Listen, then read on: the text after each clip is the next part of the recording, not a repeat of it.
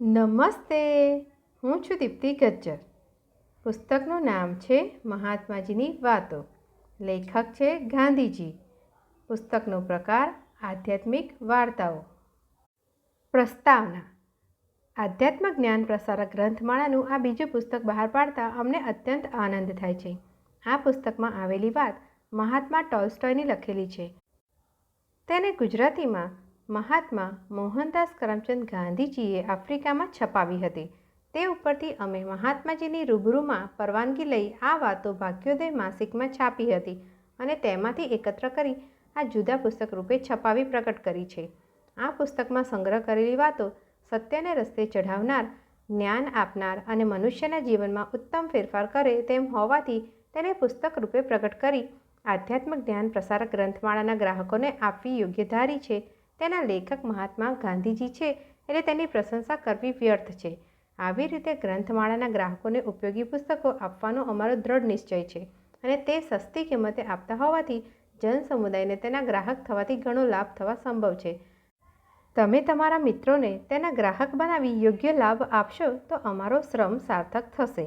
જેઠાલાલ દેવશંકર દવે, સંપાદક, આધ્યાત્મ જ્ઞાન પ્રસારક કાર્યાલય, અમદાવાદ, 6 જૂન 1923. સત્યવાન અને શિવદયાળની વાત. પ્રકરણ પહેલું.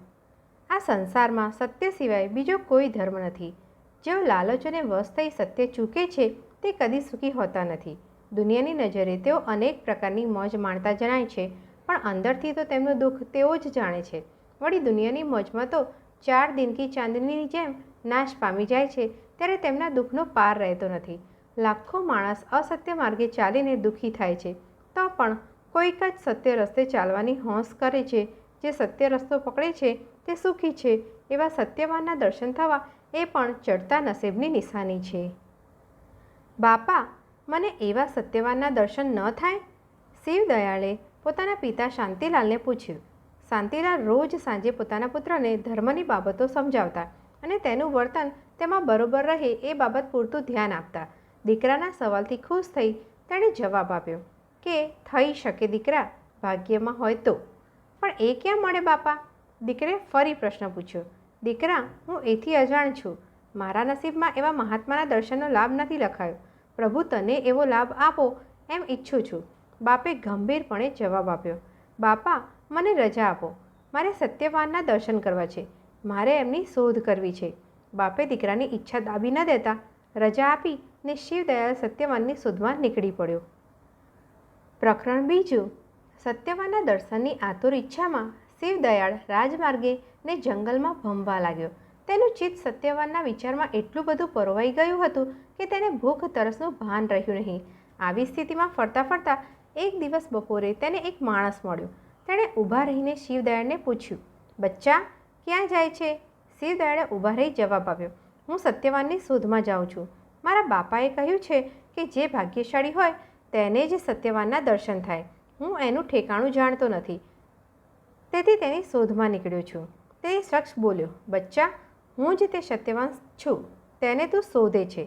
શિવદયાળ બહુ જ ખુશીમાં આવી ગયો. તે બોલ્યો, મહાત્મા, આપ કઈ બાજુએ પધારો છો? જો અમારી તરફ જતા હો તો મારે ઘેર પધારો, પણ જો આપને ઘેર પધારતા હો તો મને સાથે લઈ જાઓ. સત્યવાનને કહ્યું, હમણાં મારે કામ છે. કાલે સવારે તું મારે ઘેર આવજે. પૂર્વ દિશામાં સીધો ચાલ્યા કરીશ એટલે એક જંગલમાં તું પહોંચીશ. ત્યાં એક સાફ જગ્યામાં આરામ લઈ જે બનવા બને તે જોજે. એ જોઈ જરા આગળ ચાલીશ કે તું એક મોટી વડીની પાસે આવીશ. તેમાં સોનાના છાપરાવાળું ઘર છે. તે મારું છે. તે દરવાજે હું તને મળીશ. એટલું કહી સત્યવાન તે છોકરાની નજરથી અદૃશ્ય થઈ ગયા. પ્રકરણ ત્રીજું. શિવલાલે દેખાડેલે રસ્તે ચાલવા માંડ્યું. ચાલતા ચાલતા તે જંગલમાં આવ્યો. ત્યાં એક સાફ જગ્યામાં તેણે એક મોટું વડનું ઝાડ જોયું. તેને એક ડાળીને એક દોરડું બાંધ્યું હતું. દોરડાને છેડે એક ભારે લાકડાનો ધોકો બાંધ્યો હતો. લટકતા ધોકા નીચે મધનું વાસણ રાખેલું હતું. તેનો એવો હેતુ હતો કે રીંછ વગેરે કે ધોકાને ખસેડે વિના મધને અડી ન શકે ને ધોકો ખસેડે તો પાછો મધમાં આવતા ઈજા કરે. છોકરો વિચાર કરતો ઊભો છે તેવામાં જંગલમાં એક કડાકો થયો અને કેટલાક રીંછો આવતા તેણે દીઠા. તેમાંથી એક રીંછણ સીધી મધના વાસણ ભણી ગઈ અને તેણે પોતાના નાક વતી ધક્કો મારી ધોકો ખસેડ્યો. એટલે તેના 3 બચ્ચા જે તેની વાસે વાસે જતા હતા તેઓએ મધ ઉપર તલબ મારી. તેટલામાં પેલો ધોકો પાછો આવ્યો અને તેમના માથા ઉપર પડ્યો. તેઓ ચીસ પાડી ભાગી ગયા. રીંછણ ખીજાઈને ધોકાને ફરી જોરથી ફેંક્યો. ધોકો બહુ ઊંચે ઉછળ્યો. બચ્ચા મધ પાસે ગયા. ઊંચે ઉછળેલો ધોકો જોરથી રીંછોના માથા ઉપર પડ્યો. તેમાંનું એક બચ્ચું તુરત જ મરી ગયું. રીંછણ વધુ ખીજાઈ ધોકાને પકડી વધુ જોરથી ઊંચે ઉછાળ્યો. ધોકો ડાળીથી પણ ઊંચો ચડ્યો. હવે રીંછણ પાછી મધ તરફ ગઈ. ધોકો ઊંચે ચડતો ચડતો અટક્યો. તે પાછો નીચે પડવા માંડ્યો.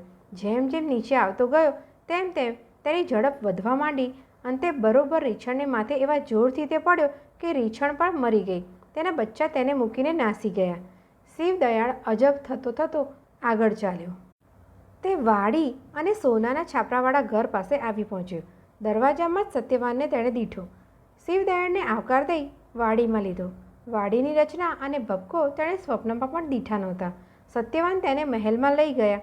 તેમાંના ઓરડાઓ જોતો જાય ને જાણે ભૂલતો જાય એવું લાગ્યું. એમ કરતાં એક બંધ ઓરડા પાસે આવ્યા. સત્યવાને કહ્યું, દરવાજો જોયો? એને તાળું નથી, માત્ર એક સીલ છે. ઉઘાડવો હોય તો તુરત જ ઉઘડી શકે એમ છે, પણ હું તને ઉઘાડવાની ના પાડું છું. આ મહેલમાં રહીને જ્યાં ફરવું હોય ત્યાં ફરજે, માત્ર એક હુકમ પાડજે, આ બારણું ઉઘાડીશ નહીં, પણ જો ઉઘાડ્યું તો જંગલમાં જોયું છે તે યાદ કરજે. આટલું કહી સત્યવાન અદૃશ્ય થઈ ગયા. શિવદયાળ એકલો રહેવા માંડ્યો. 30 વર્ષ તેને ત્યાં થઈ ગયા, પણ તેને તો તે 3 કલાક જેવા લાગ્યા. આ મુદત ખલાસ થયે એક દિવસ તે સીલવાળા દરવાજા પાસે ફરતો હતો ત્યારે તેને વિચાર થયો કે આ ઓરડામાં જવાની મનાઈ સત્યવાને શા માટે કરી હશે? હું તો અંદર જઈશ અને તેમાં શું છે તે જોઈશ. બારણાને ધક્કો દઈ તેણે સીલ તોડી નાખ્યા અને અંદર દાખલ થયો. એ ઓરડો સૌથી સુંદર હતો અને તેની વચ્ચે સોનાની રાજગાદી હતી. તે રાજગાદી પર ચડી બેઠો. રાજગાદી સામે રાજદંડ પડેલો દીઠો. તે પણ તેણે હાથમાં ઝાલ્યો. જેવો તેણે રાજદંડ ઝાલ્યો કે તુરત જ ઓરડાની ચારે ભીતો નીચે પડી ગઈ, જેથી આખી દુનિયા અને તેમાં માણસો શું કરે છે તે એને દેખાવા માંડ્યું. મારે ઘેર બધા કેમ છે અને દાણાનો પાક કેવો છે તે હું જોઈ શકીશ, એવો તેને વિચાર આવ્યો. જેવી તેણે પોતાને ખેતર ભણી નજર કરી કે તેને સારો પાક જણાયો. એક ખેડૂત તેમાં થઈને ગાડું હાંકતો તેણે દીઠો. પહેલાં તો તે તેને પોતાના બાપનું ગાડું લાગ્યું, પણ બરોબર તપાસતા તે તો કોઈ ચોર જણાયો. આથી શિવદયાળે ગુસ્સે થઈ બોલી ઉઠ્યો, બાપા બાપા, ખેતરમાં દાણાની ચોરી થાય છે. બાપ જાગી ઉઠ્યો. અરે, મને સ્વપ્ન આવ્યું કે ખેતરમાં દાણાની ચોરી થાય છે, ચાલ જઈને જોઉં. એમ વિચારીને ઘોડે બેસી ખેતર ભણી ગયો. ત્યાં ચોરોને દેખી તુરત જ પડોશીને ભેગા કરી તેને પકડ્યો અને સહુએ તેને ખૂબ મારી કેદખાનામાં નંખાવ્યો. હવે શિવદયાળે પોતાના ઘર ભણી નજર કરી તો ત્યાં પોતાની માને સૂતેલી દીઠી. એક ચોરે ઘરમાં પેસી પેટી ભાગવા માંડી. તેની મા જાગી ઉઠી અને ચીસો પાડવા માંડી, જેથી ચોર એક કુહાડી લઈ તેને મારવા દોડ્યો. શિવદયાળથી આ દેખી ન શકાયું. તેણે રાજદંડનો પેલો ચોર ઉપર પ્રહાર કરી તેને તુરત જ મારી નાખ્યો. પ્રકરણ 4. શિવદયાળે જેવો તે ચોરને મારી નાખ્યો કે તુરત જ ચારે બાજુથી દિવાલો અસલની જેમ બંધાઈ ગઈ. દરવાજો ઉઘડી ગયો અને સત્યવાન તેમાં દાખલ થયા. તેણે શિવદયાળને હાથ ઝાલીને ગાદી ઉપરથી ઉતારી મૂકી કહ્યું કે તે મારો હુકમ માન્યો નહીં. દરવાજો ઉઘડ્યો એ તે એક પાપ કર્યું. મારી રાજગાદી પર ચડી મારો રાજદંડ ઝાલ્યો એ બીજું પાપ, અને દુનિયાના પાપમાં વૃદ્ધિ કરી એ ત્રીજું પાપ. જો 1 કલાક વધુ તું ત્યાં રહ્યો હોત તો અડધી દુનિયાનો તું નાશ કરત. સત્યવાને શિવદયાળના કામનો ચિતાર આપવા ફરીથી તેને રાજગાદી પર બેસાડી તેના હાથમાં રાજદંડ આપ્યો. દિવાલો ફરીથી તૂટી પડી અને આખી દુનિયાને દેખાવો પ્રત્યક્ષ થયા. હવે સત્યવાન બોલ્યો કે જો આ તારા બાપની દશા તે કેવી કરી? પેલો ચોર જેલમાં વધુ બદમાશી શીખ્યો. એણે તારા બાપના 2 બળદ ચોર્યા અને હવે ઘરને આગ લગાડે છે. શિવદયાળે પોતાનું ઘર બળતું દીઠું. ત્યાંથી નજર ફેરવી તેની મા તરફ જોયું તો તેવામાં તે ગમગીનીમાં બોલી, અરે ચોર મારે હાથે મૂવો તેના કરતાં એણે મને મારી હોત તો કેવું ભલું થાત. હું કેટલા પાપથી છૂટત. આ તારી માની દશા તે કરી. હવે 2 દરોગાએ પકડેલો એક ચોર તેમની નજરે પડ્યો. સત્યવાન તેને દેખાડી બોલ્યા, આ માણસે 9 હત્યા કરી છે. પોતાના પાપનો જવાબ એને દેવો પડત, પણ તે તેને મારીને તેના પાપ તારે માથે લીધા છે. આ તારી પોતાની દશા તે કરી. પેલી રીંછણે ધોકો ઉછાળ્યો ને તેના બચ્ચાને વાગ્યું. ફરી ઉછાળ્યો, તેનું મોટું બચ્ચું માર્યું ગયું. વળી જોરથી ઉછાળ્યો, તે પોતે મરી ગઈ. તે પણ એવું જ કર્યું. હવે તને 30 વર્ષની મુદત આપું છું. જેથી સંસારમાં જઈને સારા કર્મો કરી ચોરના પાપો ધોઈ નાખ. જો એ તારાથી નહીં બને તો ચોરની સજા તારે ખમવી પડશે. ચોરના પાપો હું કેમ ધોઈ શકીશ? શિવ દયાળે ચિંતાતુર ચહેરે પૂછ્યું. સત્યવાને જવાબ દીધો, તે દુનિયામાં જેટલા પાપ કર્યા છે તેટલું ભલું કરીશ ત્યારે તારા અને ચોરના બંનેના પાપ માફ થશે. શિવદયાળે ફરીથી પૂછ્યું, સંસારના પાપો કેમ ધોવાય? સત્યવાને જવાબ દીધો, પૂર્વ દિશામાં તું ચાલવા માંડ, ત્યાં એક ખેતર આવશે, તેમાંના માણસોને તું જાણતો હોય તો કહેજે, વળી આગળ જજે ને જે જુએ તે ધ્યાનમાં રાખજે. ચોથે દિવસે એક વન આવશે, તે વનમાં એક ભોંયરું છે, તેમાં એક ઘરડો માણસ રહે છે. તારી કહાણી એને કહેજે, એ તને શિખામણ આપશે. તેની શિખામણ પ્રમાણે બરોબર ચાલીશ એટલે તારા અને ચોરના પાપ ધોવાઈ જશે. પ્રકરણ 5. શિવદયાળ રસ્તે ચાલતા ચાલતા વિચારે છે, દુનિયામાંથી પાપ કેમ જાય? લોકો પાપીઓને જેલમાં નાખે છે, દેશ પાર કરે છે, ફાંસીએ ચડાવે છે. આમ કરી પાપ દૂર કરવાનો પ્રયત્ન સૌ કરે છે. બીજાના પાપ લીધા વિના હું પાપ કેમ દૂર કરું? આમ મૂંઝાતો તે ચાલ્યો જાય છે, પણ કંઈ સૂચતું નથી. એમ કરતાં તે એક ખેતર પાસે આવ્યો. તેમાં દાણો સારો પાક્યો હતો. વાઢનાર દાણો કાપવા આવ્યા હતા. તેમાં એક વાછરડું પેસી ગયું. બધા ખેડૂતો અહીંથી તહીં તેને દોડાવે. ઘડીમાં તે બહાર આવે અને વળી માણસોની ચીસાચીસ ને દોડાદોડથી તે પાછું ખેતરમાં પેસી જાય. એક બાઈ રડતા રડતા બોલી, આ ખેડૂ મારા વાછરડાને મારી નાખશે. શિવદયાળ બોલી ઉઠ્યો, ભાઈઓ, તમે બધા ટાઢા પડી ઊભા રહો તો હમણાં આ બાઈ તેને બોલાવી લેશે. ખેડૂતો તેની વાત માની એક બાજુએ ઊભા રહ્યા એટલે પેલી બાઈએ વાછરડાને બોલાવી લીધું. શિવદયાળની આ શિખામણથી પેલા ખેડૂતો, એ ઓરત અને વાછરડું ત્રણેય રાજી થયા. શિવદયાળ વળી ચાલતા વિચારે છે, હવે સમજાય છે કે પાપથી પાપ વધે. પાપને જેમ ઝાઝી સજા કરીએ તેમ તે વધતું જાય. પાપે પાપનો નાશ એ વાત તો ખોટી, ત્યારે પાપનો નાશ કેમ થાય? જો વાછરડે તે ઓરતનું કહેવું ન માન્યું હોત તો તે કેમ બહાર નીકળત? મને તો કંઈ સૂચતું નથી. પ્રકરણ 6. શિવદયાળ આમ વિચાર કરતો કરતો ચાલ્યો જાય છે. અંતે એક ગામડું આવ્યું. ત્યાં આરામ લેવાનો વિચાર કર્યો. એક ઘરમાં રાતોરાત સૂવાની રજા માંગી. ઘરધણીએ તેને પોતાના ઘરમાં સૂવાની સોય કરી આપી. શિવદયાળ બિછાનામાં પડ્યો જોયા કરે છે. ઘરધણીએ ઘર લીંપીને સાફ કરેલું છે. હવે કેટલીક છબીઓ સાફ કરે છે. એક મેલા લુગડા વડે તે છબીના કાચ લૂછે છે. એક બાજુથી લૂછે છે. કાચ અસલ જેવા જ મેલા દેખાય છે. મેલા લુગડાના લીસોટા તેની ઉપર પડી રહ્યા છે. બીજી બાજુએથી તે લૂછે છે. કેટલાક ડાઘ જાય છે, પણ બીજા નવા ડાઘ પડી રહ્યા છે. વળી મેલું લુગડું ઘસે છે. એક ડાઘ જાય છે તો બીજો ડાઘ પડી જાય છે. શિવદયાળ આ જોયા કરતો હતો. તે બોલી ઉઠ્યો, ભાઈ, આ શું કરો છો? જુઓ ની ભાઈ, દિવાળીના દિવસ પાસે આવ્યા છે. આ છબીઓના કાચ સાફ કરું છું, પણ એક ડાઘ કાઢું છું ત્યાં બે બીજા નવા પડે છે. હું તો થાક્યો, પણ આ છબીઓ સાફ થતી નથી. ઘરધણીએ જવાબ દીધો, આ લુગડાના કટકાને પહેલાં ધોઈને પછી છબીના કાચ ઘસશો તો હમણાં તે સાફ થઈ જશે. શિવદયાળે શિખામણ આપી. ઘરધણીએ તેમ કર્યું એટલે કાચ સાફ થઈ ગયા. મહેમાનની સલાહથી પોતાનું કામ થયું, તેથી ઘરધણી બહુ રાજી થયો અને તેનો પાડ માન્યો. વળતી સવારે શિવદયાળે ઘરધણીની રજા લઈ ચાલવા માંડ્યું. ચાલતા ચાલતા એક જંગલમાં આવ્યો. ત્યાં કેટલાક મજૂરો પૈડાને ચઢાવવા સારું લોઢાના પાટા વાળતા હતા. તે પાસે આવ્યો ત્યારે જોયું, તે જણાયું કે જે ચક્કર ઉપર પાટા વળતા હતા તે છૂટું હતું, તેથી પાટા વાળતી વખતે તે ખસી જતું હતું.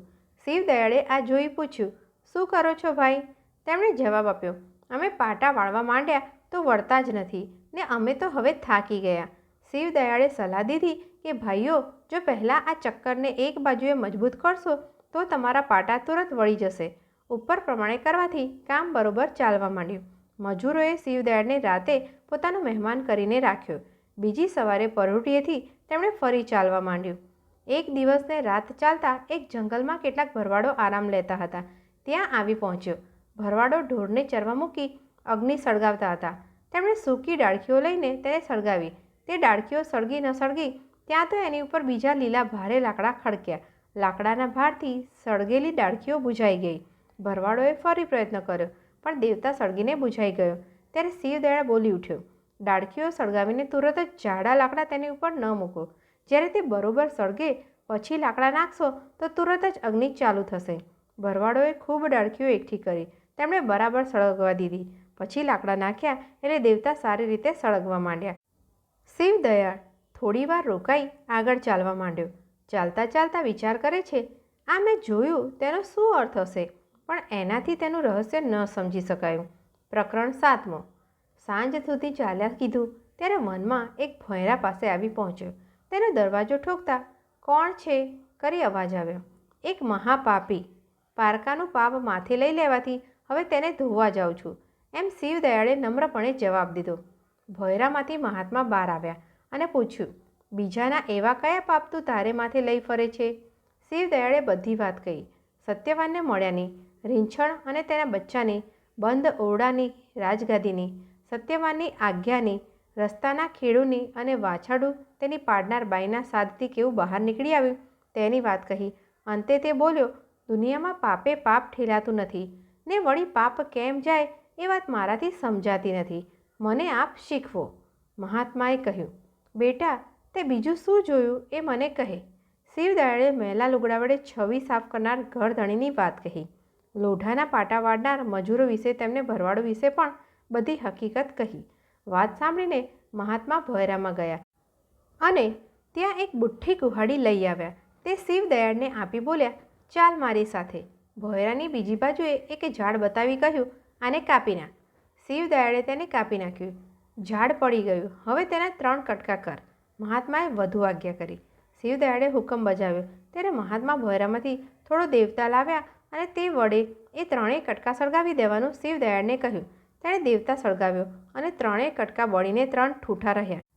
મહાત્માએ એ ઠૂંઠાને જમીનમાં અડધા દાટવાનો હુકમ કર્યો. તે હુકમ શિવદયાળે પાડ્યો. હવે અહીં જો આ પહાડની તળેટીમાં નદી વહે છે, તેમાંથી તારા મોઢામાં પાણી ભરીને ઠૂંઠાને પાણી પાજે. આ પહેલાં ઠૂંઠાને પાણી પાઈને પેલા ઘરધણીને શિખામણ દીધી તે યાદ કરજે. આ બીજાને પાણી પાતા પાટા વાળનારા મજૂરોને આપેલી સલાહ યાદ કરજે તથા ત્રીજાને પાણી પાતા ભરવાડને આપેલી અક્કલ યાદ કરજે. એમ પાણી પાતા પાતા જ્યારે આ 3 ઠૂંઠામાંથી ઝાડ ઉગે ત્યારે દુનિયામાંથી પાપ કેમ ઘટે તે તું સમજી શકીશ અને ત્યારે તારા પાપ સાફ થઈ જશે. આ પ્રમાણે હુકમ કરી મહાત્મા ઝૂંપડામાં ચાલ્યા ગયા. શિવદયાળ મહાત્માની વાતોનો વિચાર કર્યા જ કરે પણ સૂઝે નહીં. તો પણ તેણે મહાત્માના હુકમને બરાબર અમલમાં મૂકવા માંડ્યો. પ્રકરણ 8. શિવદયાળે નદીએ જઈ મોઢામાં પાણી ભર્યું અને પેલા ઠૂંઠાને પાણી પાયું. વારે ઘડીએ નદીએથી મોઢામાં પાણી લઈ આવીને બધા ઠૂંઠાને પાણી પાય. અંતે એ થાકી ગયો અને બહુ જ ભૂખ્યો થયો. તેથી પેલા મહાત્મા કને કંઈક ખાવાનું માંગવા તે ભોંયરામાં ગયો. બારણું ઉઘાડી અંદર બેઠો તો તે મહાત્માને મરેલા દીઠા. જમીનમાં ખાડો ખોદી દાટવાનો વિચાર કરે છે. એવામાં પાસેના ગામડામાંથી કેટલાક માણસો ખાવાનું લઈ ત્યાં આવી પહોંચ્યા. તેમણે મહાત્માને મરેલા જાણી દાટવાના કામમાં મદદ કરી અને ખાવાનું શિવદયાળને આપ્યું. તેમણે બધાએ ત્યાર પછી શિવદયાળને મહાત્માની ગાદી સોંપી. શિવદયાળ તે સ્થાન કબૂલ કરી મહાત્માના ભોંયરામાં રહ્યો અને લોકો જે ખાવાનું લાવતા તેટલેથી પોતાનો નિર્વાહ ચલાવતો તથા નદીએથી મોઢામાં પાણી લાવી રોજ પહેલાં ઠૂંઠાને પાતો. આ આજ્ઞા તેણે બરોબર પાડી. આ પ્રમાણે 1 વર્ષ પસાર થયું. ઘણા જણ તેની પાસે આવવા માંડ્યા અને તેની પવિત્રતાના વખાણ થવા માંડ્યા. મોઢામાં પાણી ભરી પહાડ ચઢીને બળેલા ઠૂંઠાને પાણી પાય છે. આવી રીતે તે આત્મહિત કરે છે. મોટા મોટા વેપારીઓ તેની પાસે આવી કિંમતી ભેટો મૂકવા માંડ્યા. શિવદયાળ પોતાને જરૂર હોય છે તેટલું જ લેતો. વધારે જે કાંઈ તેને આપવામાં આવતું એ ગરીબોને વહેંચી દેતો. આમ શિવદયાળના દિવસ પસાર થવા માંડ્યા. અડધો દિવસ પાણી પાવામાં જતો ને અડધો દિવસ તેના દર્શને આવતા તેમની સાથે વાત કરવામાં જતો. પોતે આ પ્રમાણે રહેવાથી પાપો ધોવાશે એમ શિવદયાળ માનતો હતો. 2 વર્ષ પસાર થયા. એક દિવસ પણ નિયમ પ્રમાણે પાણી પાયા વિના પસાર ન થવા દીધો તો પણ પેલા ઠૂંઠામાંથી ફણગો ફૂટ્યો નહીં. એક દિવસ તે બેઠો છે. એવામાં કોઈ ઘોડેસવાર ગીત ગાતો જતો હતો. તે તેને કાને પડ્યું. આ કોણ હશે એ જાણવા તે બહાર આવ્યો. સુંદર કપડાં પહેરેલા અને તેજી ઘોડા ઉપર સોનેરી જીન ઉપર બેઠેલો મજબૂત માણસ તેની નજરે પડ્યો. તેને ઊભો રાખી શિવદયાળે પૂછ્યું, ભાઈ તમે કોણ છો અને ક્યાં જાઓ છો? હું લૂંટારું છું. તેણે ઊભા રહી જવાબ આપ્યો, માણસોને મારી હું તેમનો માલ લૂંટી લઉં છું. જેમ વધારે માણસો મારું ને વધુ લૂંટ કરું તેમ મને વધુ આનંદ થાય છે. શિવદયાળ ભયભીત થઈ ગયો ને વિચારવા લાગ્યો કે આ માણસના પાપ કેમ ધોવાય? મારી પાસે આવી જેઓ પોતાના દોષો વગર પૂછે કહે તેમને શિખામણ આપવી એ સહેલું છે, પણ આ માણસ તો પાપમાં આનંદ માને છે. શિવદયાળ ત્યારે તો કંઈ બોલ્યો નહીં. મનમાં વળી વિચારવા લાગ્યો કે હું શું કરું? આ ઠેકાણે રોજ આ લૂંટારો આવશે. જો આવનારા માણસો બી જશે તો આવશે નહીં. આથી તેમનું અજ્ઞાન દૂર કરવાનો સંજોગ દૂર થશે અને વળી મારો ગુજારો કેમ કરવો એ મુશ્કેલી ઊભી થશે. આવો વિચાર કરી તે ચોરને ફરી કહેવા લાગ્યો, મારી પાસે આવી માણસો પોતાના પાપનો પસ્તાવો કરે છે અને તેની ક્ષમા માંગે છે. ઈશ્વરથી બીને તું પણ પસ્તાવો કર. જો તારે પાપમાંથી નીકળવું ન હોય તો અહીંથી જતો રહે અને ફરી આવીશ નહીં. તારી ધાકથી બીજા માણસો આવતા અટકે એવું ન કરીશ. મારું કહેવું નહીં માને તો પ્રભુ તને સજા કરશે. લૂંટારો આ સાંભળી હસી પડ્યો અને તે બોલ્યો, મને કાંઈ ઈશ્વરની બીક નથી. ભાઈ, તું કાંઈ મારો ધણી નથી કે હું તારું કહેવું માનું. હું લૂંટનો ધંધો કરી ગુજારો કરું છું, તો તું પવિત્ર રહી ગુજારો કરે છે. આપણે જેમ તેમ કરી ગુજારો કરવો એટલો નિયમ છે. જે ઘરડી ડોશીઓ આવે તેને તારો ઉપદેશ કરજે, પણ મને તારે શીખવવું નહીં. તે ભગવાનનું નામ લીધું છે તો કાલે વળી એ વધુ માણસો મારીશ. હું તને પણ આજે જ મારી નાખત, પણ જવા દઉં છું. મારી આડે બીજી વાર આવીશમાં. લૂંટારો તો આમ ધમકાવીને ચાલ્યો ગયો. તે પાછો આવ્યો નહીં. એમ કરતાં શિવદયાળના 8 વર્ષ સુખ શાંતિમાં પસાર થઈ ગયા. પ્રકરણ 9. એક દિવસ જમીનમાં વાવેલા ઠૂંઠાને નિત્ય નિયમ પ્રમાણે પાણી પાઈ આવીને શિવદયાળ પોતાના ભોયરામાં પાછો ગયો અને બેઠો બેઠો બહારથી માણસો તેને સારું ખાવાનું લઈ આવે એની રાહ જોવા લાગ્યો. 3 આખા દિવસમાં એક જીવ ફરક્યો નહીં. સાંજ સુધી રાહ જોયા પછી જ્યારે કોઈ ના આવ્યું ત્યારે તે મનથી બહુ જ દુઃખી થયો. એમ કરતાં પોતાની સ્થિતિનો વિચાર કરતાં તેને ચોરની વાત યાદ આવી. ચોર ચોરી કરીને પેટ ભરે છે ને હું પવિત્રતાનો વેશ ધારી પેટ ભરું છું. મારી જિંદગીમાં હું શું આગળ વધ્યો? સાધુએ તો મને તપ કરવા કહેલ, પણ મારું તપ તો પેટ ભરવા સારું છે. વળી લોકોના વખાણ સાંભળવાનું મને ગમે છે અને વળી લોભ તો એવો લાગ્યો છે કે માણસો મારી પાસે નથી આવતા તો હું દુઃખી થઈ જાઉં છું. જ્યારે તે આવે છે ત્યારે હું રાજી થાઉં છું, કારણ કે તેઓ મારી સ્તુતિ કરે છે. એવું જીવન સાધુતાની નિશાની નથી. માનના લોભથી હું આડે રસ્તે નીકળી ગયો. મારા પુરાણા પાપનો પશ્ચાતાપ તો હજુ નથી કર્યો, પણ આ તો સામા બીજા ધારે પાપ કરું છું. ઉપર પ્રમાણે વિચાર કરી શિવદયાળે તે ભોયરું છોડ્યું. માણસો ન દેખે એવે ઠેકાણે ગુફામાં તે જઈ ત્યાં વળી એક દિવસે તેને આગળ મળેલો ચોર મળ્યો. તેને જોઈ શિવદયાળે ભાગવા માંડ્યું, પણ ચોરે તેને પકડી લીધો. ચોરે પૂછ્યું, ક્યાં ભાગો છો ભાઈ સાહેબ? શિવદયાળે જવાબ દીધો કે લોકો મને ન દેખી શકે એવે સ્થળે જાઉં છું. ચોર આ સાંભળી બહુ જ નવાઈ પામ્યો. જો લોકો તારી પાસે નહીં આવે તો તારો ગુજારો કેમ ચાલશે? ચોરે પૂછ્યું. આટલું કહી તે ચાલતો થયો.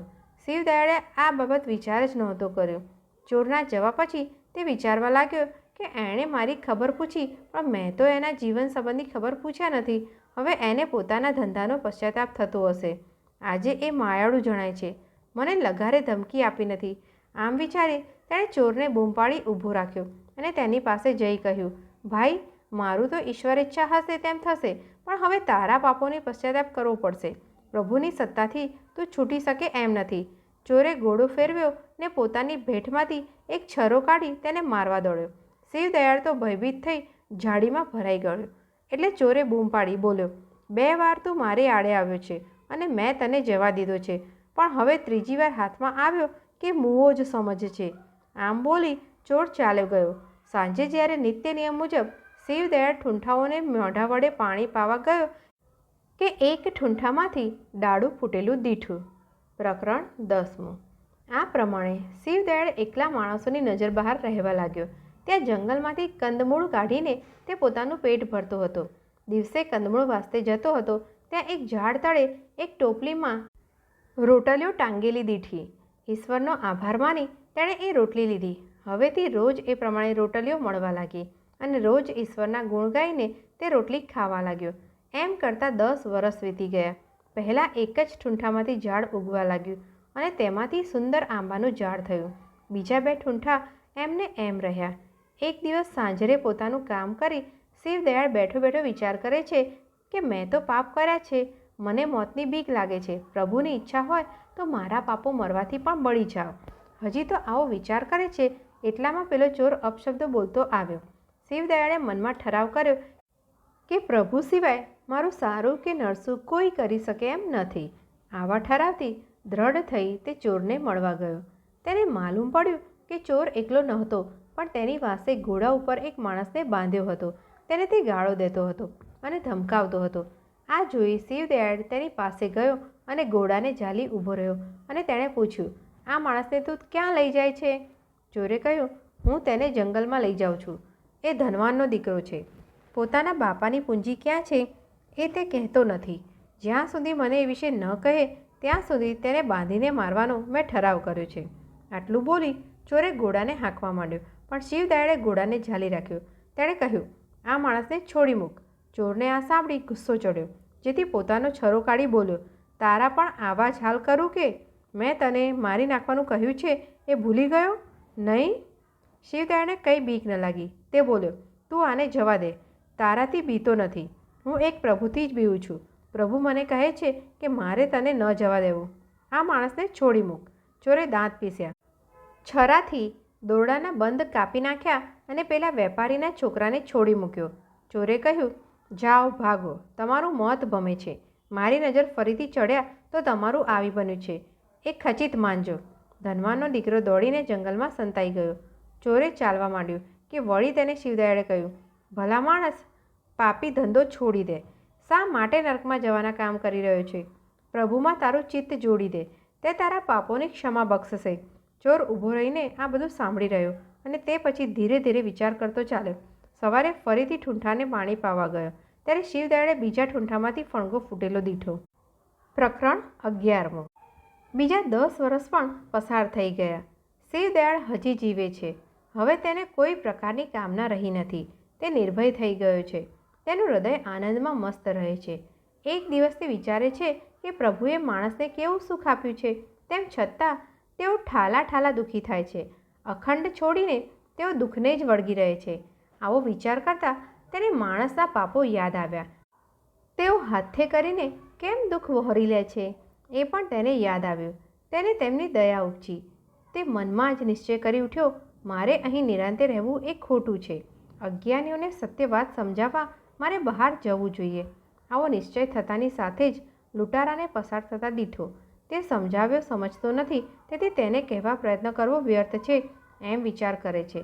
એટલામાં વળી પોતાના નિશ્ચયની વાત યાદ આવે છે, એટલે ઉઠી રસ્તો લૂંટારાની સામે ગયો. લૂંટારો ગમગીનીથી નીચી દ્રષ્ટિએ ચાલતો હતો. શિવદયાળે તેને જોયો કે તેનું દિલ દયાથી પીગળી ગયું. તેની પાસે જઈ બોલ્યો, ભાઈ, જાગીને જો. તારા દિલમાં ઈશ્વરનો વાસ છે. કપટરૂપી પડદાથી તે તારી દ્રષ્ટિએ નથી પડતો. એ કપટ વડે તો દુઃખી થાય છે, બીજાને દુઃખી કરે છે, અને હજી તું બહુ દુઃખી થઈશ. પ્રભુની તારી ઉપર કેવી દયા છે. ભાઈ, એનો અનાદર ન કર. તારું જીવન ઈશ્વર સન્મુખ કર. લૂંટારો બાજુએ ફરી કરડું મોઢું કરી ચાલવા લાગ્યો. શિવદયાળે તેને ન છોડ્યો. તેને નમીને તે રડી પડ્યો.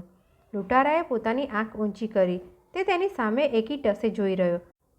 અંતે ઘોડા ઉપરથી ઉતરી પડી શિવદયાળને પગે પડ્યો અને બોલ્યો કે વૃદ્ધ મહાત્મા, તમે મને જીતી લીધો છે. 20 વર્ષ સુધી મેં તમારાથી ઝઘડો કર્યો, પણ અંતે હું હાર્યો છું. હવે પછી જ્યારે પ્રથમ તમોએ મને ઉપદેશ કર્યો ત્યારે મને સમજણ આવવાને બદલે વધારે ગુસ્સો ચડ્યો હતો. પણ જ્યારે તમે માણસોથી વેગળા થઈ એકાંતવાસ ધારણ કર્યો ત્યારે મારું મન પીગળ્યું. તમે નિષ્કામ છો એવી મારી ખાતરી થઈ. ત્યારથી મને તમારા શબ્દોની અસર થવા માંડી. તે દિવસથી ઝાડ ઉપર હું રોજ રોટલી બાંધું છું. હવે શિવદયાળને યાદ આવ્યું કે આરસી સાફ કરવા સારું પહેલું તે લોહવાનું લુગડું સાફ કરવું જોઈએ. જ્યારે તારું હૃદય સાફ થયું ત્યારે બીજાઓના હૃદય પણ હું સાફ કરી શકું છું. જ્યારે મને મોતની બીક ન રહી ત્યારે લૂંટારાનું દિલ પીગળી ગયું. ચાક ઉપર ચઢાવવાના લોઢાના પાટા વાળવા સારું પ્રથમ તો એનું ચોકઠું મજબૂત કરવું જોઈએ. જ્યારે મેં મારું દિલ પ્રભુમાં લગાવી મજબૂત કરી લીધું ત્યારે લૂંટારાનું તોફાની મન પણ શાંત થઈ ઠામ બેઠું. લૂંટારાએ કહ્યું, જ્યારે તમને મારી દયા આવી અને મારી પાસે રડ્યા ત્યારે મારું મન ઈશ્વર ભણી વળ્યું. શિવદયાળનો ચહેરો આનંદથી પ્રફુલ્લિત થઈ ગયો અને લૂંટારાને લઈને પેલા ઠૂંઠા આગળ લઈ ગયો.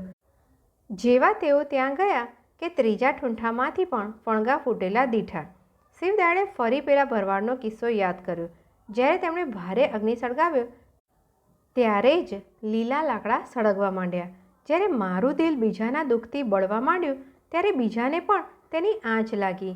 આથી તે બહુ જ રાજી થયો, કેમ કે હવે તેના પાપ બળીને ભસ્મ થઈ ગયા હતા. પોતાની તમામ વીતેલી વાત શિવદયાળે પેલા લૂંટારાને કહી. પોતાને સત્યવાનના દર્શન થયા એવી તેની ખાતરી થઈ. પોતાના બાપના શબ્દો યાદ આવ્યા કે જે અત્યંત ભાગ્યશાળી હોય તેને જ સત્યવાનના દર્શન થાય છે. સત્યના પ્રતાપથી દેખીતા અસંભવિત બનાવો પણ બની શકે છે એવી તેની ખાતરી થઈ.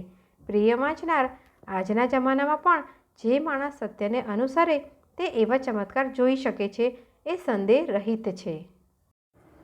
જીવનદોરી કીવા દેવદૂતની વાત. પ્રકરણ 1. એક શહેરમાં નથ્થુ નામનો મોચી રહેતો હતો, જે ગરીબ સ્થિતિનો હતો. શહેરમાં એક ઘર ભાડે રાખી તે પોતાની સ્ત્રી તથા છોકરાઓ સાથે રહેતો હતો. પોતાના ધંધામાંથી જે કંઈ પેદાશ થતી તેમાંથી ભાગ્યે જ પોતાના કુટુંબનું તે પોષણ કરી શકતો. શહેરની અંદર મજૂરી અત્યંત સસ્તી હતી અને કામ ઘણું જ થોડું મળતું હતું. વળી શહેરમાં મોંઘવારી પુષ્કળ હોવાથી પોતાના કુટુંબનું પોષણ કરવું એ મહા મુસીબતનું કામ હતું. પોતાને પોતાની સ્ત્રી અને છોકરાઓને માટે ભાગ્યે જ પૂરતા કપડાં પહેરવાના પણ ખરીદી શકતો. જ્યાં ખાવાના જ વાંધા પડે ત્યાં બીજી અગવડતાનું પૂછવું જ શું. પોતાની પાસે એક જૂની બંડી લગભગ 3 વર્ષની હતી, જે તદ્દન હવે ફાટી ગઈ હતી અને બીજી નવી ખરીદવાના વિચારમાં તે હતો, કારણ કે શિયાળાની ઋતુ આવી પહોંચી હતી. શિયાળાની ઋતુ નજીક આવતી હોવાથી પોતાને માટે તથા પોતાની સ્ત્રી અને છોકરા માટે કપડાં ખરીદવા વાસ્તે પૈસાનો સંગ્રહ અગાઉથી કરવાનો તેણે નિશ્ચય કીધેલો હતો અને તે નિશ્ચય પ્રમાણે તે થોડા ઘણા પૈસા મહામુસીબતે એકઠા કરી શક્યો હતો. પરંતુ તે કપડાં લેવા માટે પૂરતા તો ન જ હતા. શહેરની અંદર 1-2 ઘરાકો પાસે તે પૈસા માગતો હતો, જેથી તેણે વિચાર કર્યો કે જો હું ઉઘરાણી લઈ શકું તો પૂરતા કપડાં ખરીદી શકાશે. આમ વિચાર કરી તે પોતાના ઘરાકોમાં ઉઘરાણી કરવા માટે નીકળ્યો. તેની સ્ત્રીએ સવારમાં ખાવાનું કરી તેને પોતાને માટે તેમજ છોકરાઓ માટે દેહ ઉપર મારો કાબૂ નથી, તમારી ઈચ્છામાં આવે એવી આજ્ઞા કરો, શું શું કપડાં લેવા તેની યાદી કરી આપી. તેમજ તે પૈસાનો કપડાં લેવા સિવાય બીજા કોઈ પણ કામમાં ઉપયોગ ન કરવો એ વિશે સખત સૂચના કરી. કારણ કે નથ્થુ મોચીને દારૂ પીવાની ટેવ હતી અને શિયાળામાં દારૂના વ્યસનીઓ તે વિશેષ પીવે છે. નથ્થુ પોતાની સ્ત્રીની સલાહ સ્વીકારી શહેરમાં ઉઘરાણી નીકળી પડ્યો. પ્રથમ એક ઘરાકને ઘેર ગયો. ત્યાં ઘરનો ધણી હાજર નહોતો, પરંતુ તેની સ્ત્રી ઘરમાં હતી. તેણે કહ્યું કે આવતા અઠવાડિયામાં પૈસા મોકલી આપશે, એટલે ત્યાંથી નિરાશ થઈ બીજા ઘરાક પાસે ગયો. તેણે સોગંદપૂર્વક કહ્યું કે તેની પાસે તે વખતે એક ફૂટી બદામ પણ ન હતી. નથ્થુએ તેને ઘણો સમજાવ્યો કે પોતાને કપડાં લેવા છે, પણ ઘરાકે લાચારી બતાવી. આ ઉપરથી નથ્થુ તદ્દન નિરાશ થઈ ઘરાકને ત્યાંથી ચાલી નીકળ્યો. કોઈ વેપારી ઉધાર માલ આપે એવું પણ નહોતું. કપડાં ખરીદવાનો મુખ્ય આધાર ઉઘરાણીના પૈસા પર હતો, પણ ઉઘરાણી બિલકુલ ન મળવાથી નિરાશ થઈ ગયો અને રસ્તે ચાલતા વિચાર કરવા લાગ્યો કે હવે શું કરવું. ચાલતા ચાલતા પોતાના ભાગ્યને દોષ દેવા લાગ્યો ને એક દારૂના પીઠા આગળ આવી ઊભો. પૂરતા કપડાં ખરીદવાને પાસે પૈસા ન હોવાથી વિચારવા લાગ્યો, મારી પાસે પૈસા છે એ જૂજ છે અને એમાંથી કપડાં ખરીદી શકાય એમ છે જ નહીં. માટે ઉત્તમ રસ્તો એ છે કે પીઠામાં જઈ દારૂ પી ઘેર પાછા ચાલ્યા જઈએ. અને એમ વિચાર કરી પોતાની પાસે જે જૂજ પૈસા હતા તે દારૂ પીવામાં વાપરી દીધા અને ઘર તરફ પાછું ચાલવા માંડ્યું. ઠંડી અત્યંત જોશથી પડતી હતી, પરંતુ દારૂ લેવાથી હવે તો શરીરમાં ગરમી આવતી હતી, જેથી નથ્થુએ મનમાં ખ્યાલ કર્યો કે હવે કપડાની શી જરૂર છે, હવે તો બંડી સિવાય ગરમી થાય છે. માટે એ જ ઉત્તમ રસ્તો છે કે વિશેષ ઠંડી હોય તે દિવસે દારૂ પી લેવો, એટલે કે કપડાની જરૂર રહેશે નહીં. હવે તો આખી જિંદગી હું કપડાં સિવાય સુખ શાંતિમાં ગાળી શકીશ. ફક્ત ઘરમાં સ્ત્રી છે એ જરા મોં મરડશે, પણ તેને તો દબાવી દઈશું. સ્ત્રીઓએ આ બાબતમાં શું સમજે? કમાવાવાળા તો આપણે જ છીએ ને. નથ્થુ દારૂની ધૂનમાં આવા વિચારો કરતો રસ્તામાં એક ગલીની અંદર આવી પહોંચ્યો. અંધારું થવા આવ્યું હતું અને ગલીમાં બત્તીના કોઈ પણ જાતના સાધન ન હોવાથી ત્યાં બધે અંધકાર હતો. ત્યાં આગળ તેણે કેટલેક છેટે દિવાલની નજીક હવેલી પાસે કંઈક સફેદ આકૃતિ જોઈ. નથ્થુ આગળ વધતો અટકી બારીકાઈથી જોવા લાગ્યો, પરંતુ તે શું છે તે જાણી શક્યો નહીં. તે રસ્તાથી પરિચયવાળો હોવાથી વિચાર કરવા લાગ્યો કે આ જગ્યાએ કંઈ પથ્થર જેવું તો દિવસે જોવામાં આવતું નહોતું. આ શું છે? કંઈ જાનવર છે? એવું તો કંઈ લાગતું નથી. મસ્તક તો મનુષ્યના જેવું લાગે છે, પરંતુ તે અત્યંત સફેદ લાગે છે. પરંતુ આ સમયે આવા અંધકારમાં અત્રે મનુષ્ય શા માટે આવે? નથ્થુ ચાલતા ચાલતા હવે તો છેક નજીક આવી પહોંચ્યો. હવે તે એને ચોખ્ખી રીતે જોઈ શકતો હતો. હવે તેની ચોક્કસ ખાતરી થઈ કે એ તો નક્કી કોઈ મનુષ્ય જ છે. પછી મરી ગયેલું હોય કે જીવતું. વળી તે જોઈ શક્યો કે તેના શરીર પર બિલકુલ વસ્ત્ર પણ નથી અને તદ્દન નગ્ન અવસ્થામાં છે અને તે માણસ ભીતને ટેકવી સ્તબ્ધ ઊભો રહ્યો છે. આ વિચિત્રતા જોઈ નથ્થુ મનમાં ગભરાયો અને વિચાર કરવા લાગ્યો કે કોઈએ આ માણસને મારી નાખી ભીત સાથે ટેકવી ઊભો રાખ્યો છે. ઘણાએ વિચાર કરીને નથ્થુ આખરે ત્યાંથી ચાલવા લાગ્યો અને થોડેક છીટે ગયા બાદ પાછું ફરી જોયું તો તે માણસને બેસી ગયેલો અને આમ તેમ હાલતો જોયો. નથ્થુ જરા નજીક પાછો આવીને જોવા લાગ્યો તો તે માણસ પોતાના તરફ તાકીને જોતો માલુમ પડ્યો. નથ્થુ અગાઉના કરતાં વધુ બીવા લાગ્યો અને વિચાર્યું કે શું હું ચાલ્યો જાઉં કે આ મનુષ્યની સાથે કંઈ બોલું? હું તેની પાસે જાઉં તો એ શું કરશે? પરમાત્મા જાણે કે એ કોણ છે અને અત્રે આવા અંધકારમાં બેસીને શું કરે છે? હું ધારું છું કે અહીંયાથી ચાલ્યો જ જાઉં. આવા નગ્ન ભિખારી જેવા પાસે જઈ મારે શું કરવું? આમ વિચાર કરી તે પાછો ચાલવા લાગ્યો અને થોડેક છીટે ગયા બાદ પાછો ઊભો રહ્યો અને પોતાના અંતઃકરણ સાથે વિચાર કરવા લાગ્યો. અરે, હું શું કરું છું? એક તદ્દન નગ્ન અવસ્થામાં અને ગરીબ ભિખારી નિરાધાર મનુષ્યની નજીક થઈને કંઈ પણ લાગણી સિવાય હું ચાલ્યો જાઉં? શું મનુષ્ય જાતિને માટે મારા અંતઃકરણમાં કંઈ જ લાગણી નથી? ગરીબ અને નિરાધારને મદદ કરવી એ શું મનુષ્ય કર્તવ્ય નથી? જો એ મનુષ્યની ફરજ હોય તો મારી ફરજ છે કે તે મનુષ્ય પાસે જઈ તેને પૂછવું કે તે કોણ છે અને શું કરે છે. નથ્થુનું અંતઃકરણ તે મનુષ્યની આવી સ્થિતિ જોઈ પ્રેમ અને દયાથી ઉભરાઈ આવ્યું અને હિંમત ધરી તે પેલા માણસ ભણી ચાલવા લાગ્યો. પ્રકરણ બીજું. નથ્થુ હવે તે માણસની તદ્દન નજીક આવી પહોંચ્યો અને તેને બારીકાઈથી જોવા લાગ્યો. તે મનુષ્ય તદ્દન યુવાન અને મજબૂત બાંધાનો હતો. તેના શરીર ઉપર કંઈ પણ ઘા જેવું લાગતું નહોતું. ફક્ત તે ભયભીત અને થડીથી અડકાઈ ગયેલો લાગતો હતો. તે નથ્થુના તરફ દૃષ્ટિ પણ કરતો નહોતો, કેમ જાણે કે પોતાની આંખ ઉગાડવાને પણ અશક્ત હોય. નથ્થુ તેની એકદમ નજીક આવ્યો અને એકાએક તે મનુષ્યને જાગૃત થઈ ગયેલો અને ગંભીરતાથી પોતાના તરફ જોતો જોયો. નથ્થુના અંતઃકરણમાં તેને પોતાના તરફ અમી દૃષ્ટિથી જોતા જોઈ અત્યંત સ્નેહ ઉપજી આવ્યો. પોતે પહેરેલી જૂની બંડી ઉતારી નાખી, પગમાંથી જોડા ઉતારી નાખ્યા અને કહ્યું, કંઈ પણ વ્યર્થ વાતમાં વખત ગુમાવવો એ નકામું છે, માટે જલ્દી કરો અને આ બંડી અને પગરખાં પહેરી લો. નથ્થુએ તેનું નામ પૂછતા તેણે જણાવ્યું કે મારું નામ દેવદૂત છે. નથ્થુએ તેને ઉઠાડવામાં મદદ કરી અને જોડા તથા બંડી પહેરાવ્યા. દેવદૂતની મુખાકૃતિ અત્યંત તેજસ્વી હતી અને શરીર પણ મજબૂત બાંધાનું હતું. નથ્થુને તેને જોતાં જ અંતઃકરણમાં અત્યંત સ્નેહ ઉત્પન્ન થઈ આવ્યો. નથ્થુએ તેને પોતાના કપડાં બૂટ પહેરાવ્યા પછી કહ્યું, ભાઈ દેવદૂત, હવે તારે કોઈ પણ જાતની ચિંતા રાખવી નહીં. તું મારી સાથે ચાલી શકશે. નથ્થુનું બોલવું દેવદૂત સમજી શક્યો અને એક પણ શબ્દ બોલ્યા સિવાય તેની સાથે ચાલવા લાગ્યો. બંનેએ નથ્થુના ઘર તરફનો રસ્તો લીધો. નથ્થુએ તેને પૂછ્યું, ભાઈ દેવદૂત, તું કેમ બોલતો નથી? આપણે હવે ઘેર જઈએ છીએ. જો તારાથી ચાલી ન શકાતું હોય તો આ મારી લાકડી લે અને એના ટેકાથી ધીમે ધીમે ચાલ. દેવદૂત લાકડી હાથમાં લઈ ધીમે ધીમે ચાલવા લાગ્યો. રસ્તે આવતા નથ્થુએ પૂછ્યું, વહાલા ભાઈ દેવદૂત, તું ક્યાં આગળથી આવે છે? દેવદૂતે જણાવ્યું, હું આ ભાગોમાંથી આવ્યો નથી. નથ્થુએ કહ્યું, હા, આટલામાં તો હું બધાને ઓળખું છું, પણ પ્રથમ તું મારા જોવામાં કદી આવ્યો નહોતો. આ ગલીની અંદર હવેલી આગળ તું કેવી રીતે આવી ચડ્યો? દેવદૂતે કહ્યું, તે હું કહી શકતો નથી. નથ્થુએ પૂછ્યું, હું ધારું છું કે તને કોઈએ ઈજા કરી છે. દેવદૂતે કહ્યું, કોઈ પણ મનુષ્ય મને ઈજા કરી નથી, પરંતુ પરમાત્માએ મને શિક્ષા કરી છે. નથ્થુએ કહ્યું, હા, મનુષ્યની સ્થિતિ પોતાના કર્તવ્ય અનુસાર જ મળે છે અને પરમાત્મા હંમેશા ન્યાયી અને દયાળુ છે. તારું જીવન હવે તું કેમ ગાળવા માંગે છે અને તું ક્યાં જવા ધારે છે? દેવદૂતે જણાવ્યું, મને બધું સરખું જ છે. નથ્થુ જરા આશ્ચર્ય પામ્યો અને પોતાના અંતઃકરણ સાથે વિચારવા લાગ્યો કે આ મનુષ્ય કોઈ પણ પ્રકારે દુરાચારી લાગતો નથી. એનું બોલવું તદ્દન શાંતિ ભરેલું છે, પરંતુ પોતાની હકીકત કહેતા એ ડરે છે. હશે ગમે તે હોય, હું એને મારે ઘેર તો તેડી જઈશ. એમ વિચારી દેવદૂતને કહ્યું, ભાઈ, તું મારી સાથે ઘેર ચાલ અને ઠંડીથી તું અકળાઈ ગયેલો છે, માટે આગ પાસે બેસી જરા આરામ લે. પછી તારે જે કહેવા કરવાનું હોય તે નિરાંતે મને કહેજે. હવે નથ્થુનું ઘર નજીક આવવા લાગ્યું એટલે તેને પોતાની સ્ત્રી સાંભળી આવી અને મનમાં વિચારવા લાગ્યો, સ્ત્રીને છોકરા માટે હું કપડાં ખરીદવા ગયો.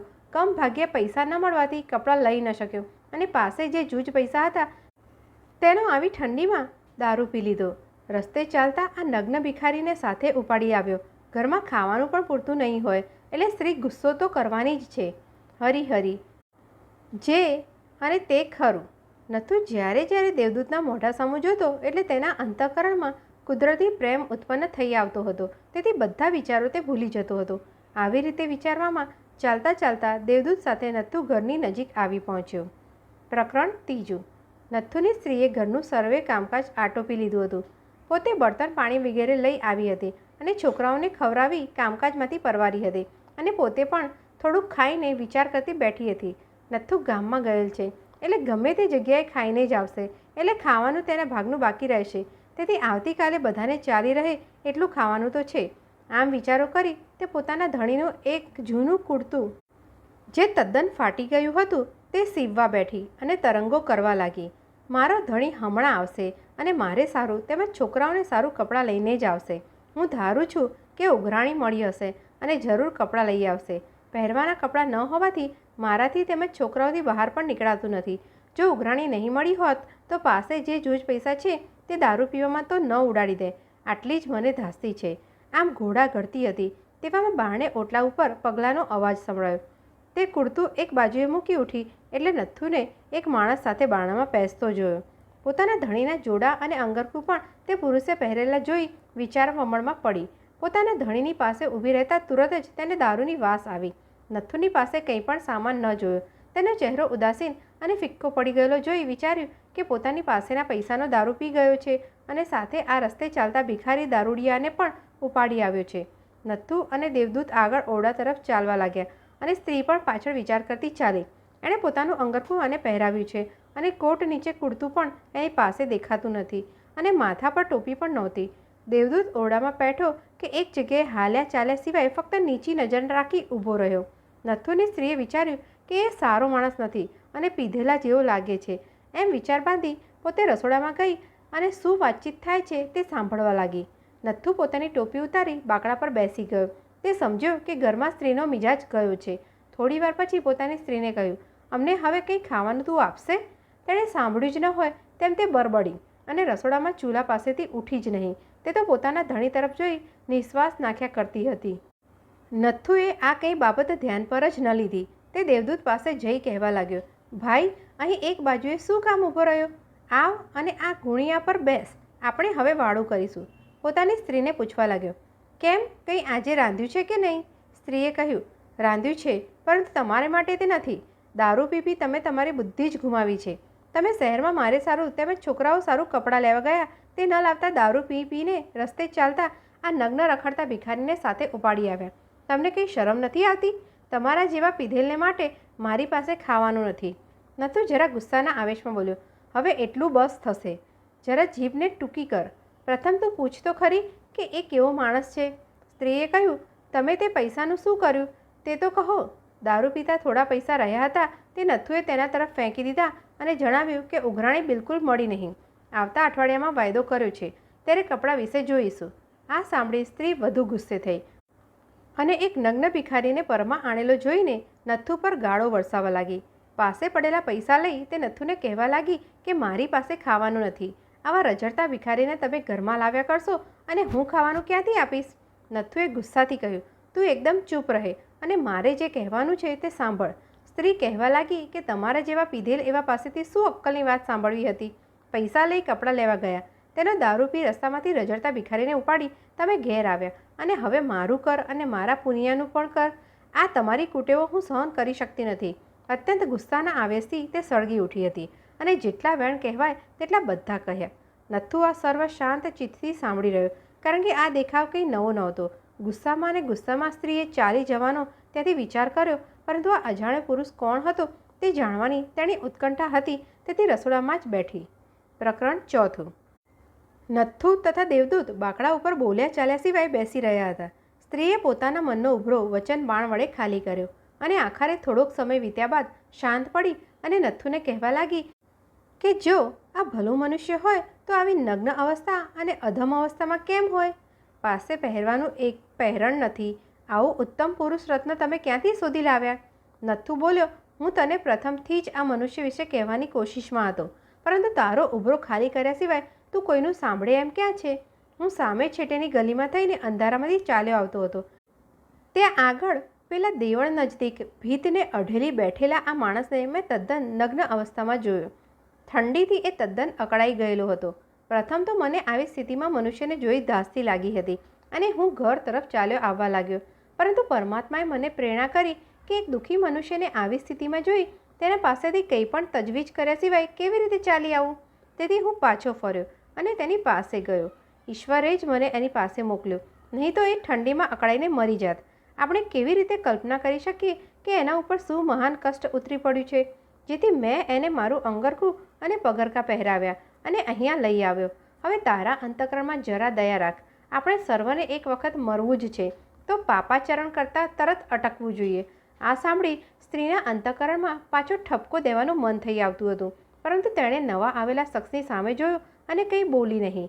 દેવદૂત બાંકડાના એક ખૂણા ઉપર આંખ મીચી મસ્તક નીચું રાખી હાલ્યા ચાલ્યા સિવાય ઊંડા વિચારમાં નિમગ્ન થઈ બેઠેલો હતો.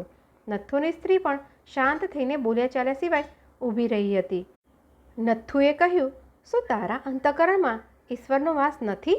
આ શબ્દોથી સ્ત્રીનું અંતઃકરણ એકાએક નરમ થઈ ગયું અને તેણી દેવદૂતના તરફ જોવા લાગી અને તેના તરફ પ્રેમ વૃત્તિ ઉત્પન્ન થઈ. તે તરત જ રસોડામાં ગઈ અને બંનેને માટે ખાવાનું લઈ આવી. નથ્થુએ દેવદૂતને પાસે બોલાવ્યો અને રોટી ખાવા આપી અને બંને જણા સાથે બેસી ખાવા લાગ્યા. સ્ત્રી પણ એક બાજુ ઊભી રહી, દેવદૂતને બારીકાઈથી જોવા લાગી અને તેને માટે દિલમાં સદ્ભાવ ઉત્પન્ન થયો. એકાએક દેવદૂતના મોં ઉપર પ્રકાશ ઉત્પન્ન થયો. તેની આંખો ચળકવા લાગી અને તે સ્ત્રીને જોઈ મોં મલકાવ્યું. નથ્થુ તથા તેની સ્ત્રી બંને આશ્ચર્ય પામ્યા. દેવદૂત અને નથ્થુ જમી રહ્યા પછી એ વાસણ ધોયા અને તે પાછી દેવદૂત પાસે આવીને પૂછવા લાગી, ભાઈ તમે ક્યાંથી આવો છો? હું આ વિભાગમાં વસતો નથી, દેવદૂતે કહ્યું. તમે આ રસ્તા ઉપર ક્યાંથી આવી ચડ્યા? હું તે કહી શકતો નથી, દેવદૂત બોલ્યો. સ્ત્રી કહે, શું આપને કોઈએ લૂંટી લીધા છે? દેવદૂત બોલ્યો, પરમાત્માએ મને શિક્ષા કરી છે. સ્ત્રી કહે, શું આપ ત્યાં આગળ નગ્ન અવસ્થામાં બેભાન સ્થિતિમાં પડ્યા હતા? દેવદૂત કહે, હા, હું તદ્દન નગ્ન અવસ્થામાં જ હતો અને અત્યંત ઠંડીથી અકળાઈ ગયો હતો. તમારા ઉદાર અને પરોપકારી ધણીએ મારા ઉપર દયા કરી અને પોતાનો કોટ મને પહેરાવી અહીં લઈ આવ્યો અને તમે પણ સ્વાદિષ્ટ ભોજન આપી સંતોષ્યો અને મારા પર દયા કરી. પરમ દયાળુ પ્રભુ એનો બદલો તમને અવશ્ય આપશે. નથ્થુની સ્ત્રીએ પોતાના ધણીનું જે જૂનું પહેરણ સાંધ્યું હતું તે દેવદૂતને પહેરવા આપ્યું અને એક જૂની ઇજાર પણ આપી અને કહ્યું કે આપને માટે હું રસોડામાં પથારી ચૂલાની નજીક કરું છું, ત્યાં સૂઈ જાઓ. રસોડામાં ગરમી હોવાથી આપને રાત્રે ઠંડી લાગશે નહીં. દેવદૂત કપડાં પહેરી રસોડામાં સૂઈ ગયો. નથ્થુ અને તેની સ્ત્રી પણ સૂઈ ગયા. નથ્થુની સ્ત્રી સૂઈ ગઈ, પરંતુ તેને બિલકુલ નિંદ્રા આવી નહીં. દેવદૂત વિશેના વિચાર તેના મગજમાંથી બિલકુલ ખસતા નહોતા. હવે તેણીને આવતીકાલની ચિંતા થઈ, કારણ કે રોટી બિલકુલ રહી ન હતી. વળી પોતાના ધણીની ઇજાર અને પહેરણ પણ દેવદૂતને તેણે આપી દીધા. આથી તે નિરાશ થઈ, પરંતુ દેવદૂતની દયામણી સ્થિતિ જોઈ દિલમાં લાગણી પણ ઉત્પન્ન થઈ આવતી હતી. આવા વિચારમાં ને વિચારમાં તે મોડી રાત સુધી ઊંઘી નહીં. તેણે પોતાના ધણી નથ્થુને પણ જાગતો જોયો. નથ્થુએ પૂછ્યું, કેમ તું પણ જાગે છે કે? સ્ત્રીએ કહ્યું, હા, તમે બંને જણાએ બધી રોટી ખલાસ કરી છે. હવે કાલે શું કરશું તેના વિચારમાં હું પડી છું. હું ધારું છું કે પડોશીને ત્યાંથી કાલે ઉછીની લેવી પડશે, તે સિવાય બીજો રસ્તો નથી. નથ્થુએ કહ્યું, જ્યાં સુધી આપણે જીવીએ છીએ ત્યાં સુધીની આપણી ફિકર તે પરમ દયાળુ પિતાને જ છે. કીડીને કણ અને હાથીને મણ એમ સૌની જરૂરિયાત પ્રમાણે તે આપે છે. તે તારી અને મારી ચિંતા શું કામની છે? સ્ત્રી આ સાંભળી શાંત થઈ અને થોડીવાર પછી પૂછવા લાગી, આ દેવદૂત ભલો માણસ દેખાય છે, પરંતુ એ પોતાના વિશેની હકીકત કેમ આપણને જણાવતો નથી? નથ્થુએ કહ્યું, એ નહીં કહી શકે એવી સ્થિતિમાં હશે, એટલે આપણે જાણવાની શી જરૂર છે? સ્ત્રીએ કહ્યું, એ તો ઠીક, પરંતુ આપણે બીજાઓને આપણી સ્થિતિ પ્રમાણે મદદ આપીએ છીએ, ત્યારે આપણને કેમ કોઈ આપતું નથી? નથ્થુને આનો શું જવાબ દેવો એ સૂઝ્યું નહીં અને કહ્યું કે બસ હવે વાતો બંધ કર અને સૂઈ જાય, મને ઊંઘ આવે છે. એમ કહી નથ્થુ બોલતો બંધ પડ્યો અને થોડી વારમાં સૌ નિંદ્રાવશ થયા. પ્રકરણ 5. નથ્થુ સવારના પહોરમાં જલ્દી ઉઠ્યો. તેની સ્ત્રી પડોશીની ત્યાં ઉછીને રોટી લેવા ગઈ. દેવદૂત ઉઠીને મોં વગેરે ધોઈ બાકડા ઉપર બેઠો હતો. તેનો ચહેરો આજે ઘણો જ તેજવાન લાગતો હતો. નથ્થુએ આવીને પૂછ્યું, વહાલા ભાઈ દેવદૂત, આપણા પેટ ખાવાનું માગશે અને શરીર પહેરવાના કપડાં માગશે, માટે તમારે તે સાધનો મેળવવા કામ કરવું પડશે. તમે શું કરી શકો એમ છો? હું કંઈ પણ જાણતો નથી, દેવદૂતે કહ્યું. નથ્થુ અજાયબ થયો, પણ કહ્યું કે તમે કંઈ જાણતા નથી એ ઠીક, પરંતુ મનુષ્ય પોતાની દ્રઢ ઈચ્છાથી બધું શીખી શકે છે. બીજા કરે છે એમ હું પણ કરીશ, દેવદૂતે કહ્યું. ભાઈ દેવદૂત, તું તારી કોઈ પણ હકીકત કહેતો નથી એ તારી મરજી, પરંતુ તારો જાત નિભાવવા માટે, તારી જિંદગીના સાધન મેળવવા માટે તારે કમાવવું જોઈશે. હું જેમ બતાવીશ એમ તું કામ કરશે તો હું તને મારે ત્યાં જ રાખીશ. ઈશ્વર તમને તેનો બદલો આપશે. હું કામ કરીશ, મારે શું કરવું તે મને બતાવો. નથુએ દોરી લીધી અને પોતાની આંગળી વચ્ચે રાખી મીણ કેમ લગાડવું તે બતાવ્યું. દેવદૂત અત્યંત ચાલાક માણસ હતો. કોઈ પણ કાર્ય તેને એક વખત બતાવ્યું કે તે તરત જ ધ્યાનમાં લઈ શીખી જતો હતો. નથુએ તેને જોડાના તળિયા કેમ સીવવા, ચૂકો કેમ મારવી વગેરે બતાવ્યું અને દેવદૂત તે તરત જ શીખી ગયો. 3 દિવસમાં તો એક હોશિયાર મોચીની સાથે હરીફાઈ કરી શકે એટલું તેને આવડી ગયું. નથુ તેની ચાલાકી જોઈ અત્યંત રાજી થયો. હવે દેવદૂત આરામ લીધા સિવાય અત્યંત ઉલટથી કામ કરવા લાગ્યો. એને ખાવાનું પણ તદ્દન થોડું જ જોઈતું હતું. જ્યારે કામ ખલાસ થતું કે તદ્દન શાંત થઈ બેસતો અને આકાશ તરફ જોયા કરતો. તે કવચિત જ ઘરમાંથી બહાર રસ્તા ઉપર નીકળ્યા હશે. જરૂર હોય તેનાથી કદી વધુ વાત કરી નથી, કદી હસ્યો પણ નથી કે કદી કોઈની મશ્કરી કરી નથી. નથુ અને તેની સ્ત્રીએ ફક્ત તેને એક જ વખતે હસતો જોયો અને તે જ્યારે વહેલે દિવસે નથુ સાથે રાતના આવ્યો અને તેની સ્ત્રીએ જ્યારે પ્રથમ ખાવાનું આપ્યું ત્યારે જ. પ્રકરણ 6. દિવસ ઉપર દિવસ, અઠવાડિયા ઉપર અઠવાડિયા એમ પસાર થવા લાગ્યા અને દેવદૂત નથુને ત્યાં જ સૂતો, ખાતો અને કામ કરતો. દેવદૂતના આવ્યા પછી નથુના કાર્યની ખ્યાતિ શહેર બહાર પણ પ્રસરવા લાગી. લોકો વાત કરવા લાગ્યા કે નથુ મોચીના જેવા જોડા બીજું કોઈ બનાવી શકે એમ નથી. કામ ઘણું જ મજબૂત, ટકાઉ અને ચોખ્ખું થાય છે અને એને લીધે પડોશના શહેર અને ગામડામાંથી પણ નથુને પગરખાં વગેરે બનાવવાની વર્ધી દિન પ્રતિદિન વધુ ને વધુ મળવા લાગી. એક દિવસ નથુ અને દેવદૂત પોતાના કામમાં બેઠા હતા. ત્યાં આગળ એક ગાડું આવીને ઊભું રહ્યું. તેમણે બારીમાંથી બહાર જોયું તો ગાડાને પોતાના જ ઘર આગળ ઊભું રહેતું જોયું. ગાડામાંથી એક માણસ નીચે ઉતર્યો એટલે ભારે કપડાં પહેરેલ એક શેઠિયો બહાર નીકળ્યો. નથુ બારણું ઉગાડી સામો ઉતાવળથી ગયો અને તે શેઠિયો નીચાવાળી બારણામાં બેઠો. પોતે શરીરે હૃષ્ટપુષ્ટ હતો. તે બાકડા ઉપર બેઠો અને પૂછ્યું કે દુકાનનો ધણી કોણ છે? નથુ આવકાર સહિત બોલ્યો, હું છું મહેરબાન, કંઈક હુકમ? શેઠિયાએ પોતાના નોકરને બોલાવ્યો અને ગાડામાંથી ચામડું લઈ આવવાની આજ્ઞા કરી. નોકર તે લઈ આવ્યો અને શેઠિયાએ તે છોડી નથુને આપ્યું અને કહ્યું, આ ચામડું તે જોયું? તું સમજે છે કે એ કેવી જાતનું ચામડું છે? નથુએ કહ્યું કે સાહેબ, બહુ જ સુંદર ચામડું છે. શેઠિયાએ કહ્યું, તારી જિંદગીમાં પણ આવું ચામડું તે જોયું નહીં હોય. એ બહુ જ કિંમતી છે. હવે આમાંથી તું મારે માટે જોડા બનાવી આપ. નથુએ કહ્યું, હા સાહેબ.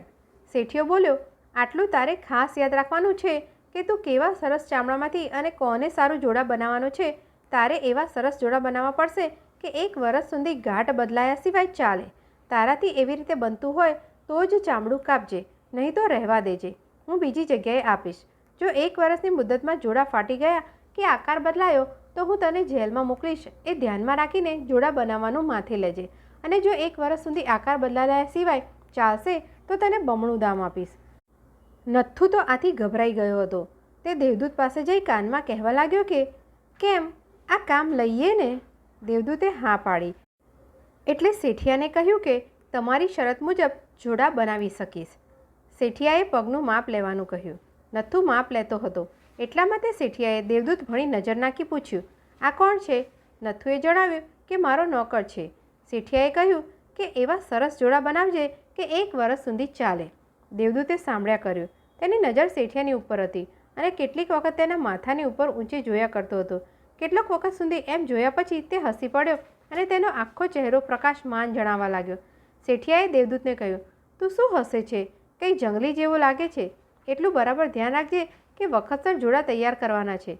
દેવદૂતે કહ્યું, આપને જ્યારે જોઈએ ત્યારે હું હાજર કરીશ. શેઠિયાએ બીજી આપવા જેવી સૂચના આપી ત્યાંથી પોતાના ગાડામાં બેસી વિદાય થયો. પ્રકરણ 7. નથુએ દેવદૂતને જણાવ્યું કે જો આપણે આ કામ હાથમાં લીધું છે, પરંતુ એવા સરસ જોડા બનાવવા જોઈએ કે આપણે કાંઈ હરકતમાં આવી ન પડીએ. આ ચામડું ઘણું જ ઉત્તમ છે અને શેઠિયો ઘણો કડક મગજનો લાગે છે. કોઈ પણ જાતની ભૂલ ન થાય એને માટે અત્યંત કાળજી રાખવાની છે. તું મારા કરતાં વિશેષ હોશિયાર છે, માટે એ કામ તું જ હાથમાં લે. દેવદૂતે સરસ જોડા બનાવવાનું કામ પોતાના ઉપર લીધું. ચામડું લઈ તેને નરમ બનાવવા લાગ્યો અને પછી તેને કાપવાનું શરૂ કીધું. નથુની સ્ત્રી તેની પાસે આવીને બેઠી અને દેવદૂત શું કરે છે તે જોવા લાગી અને અજાયબ થઈ કે દેવદૂત કેવી રીતે કાપે છે, કારણ કે નથુની સ્ત્રીએ પણ તે કામનો મહાવરો હતો. તેણે જોઈ શકી કે દેવદૂતે તે જોડાને માટે ચામડું કાપવાનું મૂકી સપાટ બનાવવાના કકડા કાપ્યા. છતાં તેણીએ વિચાર કર્યો કે કદાચ આદમીના જોડા કેવી રીતે બનાવવા તેની તેને ખબર ન હશે. દેવદૂત અમારા બધા કરતાં હોશિયાર છે, માટે જેમ એની મરજીમાં આવે તેમ કરવા દેવું. હવે દેવદૂત સપાટને માટે ચામડું કાપી રહ્યો અને એક વડા દોરાથી તે સીવવા લાગ્યો. નથુની સ્ત્રી ફરી અજાયબ થઈ, કારણ કે તેણી જાણતી હતી કે સપાટ બનાવવા માટે બેવડો દોરો વાપરવો પડે છે.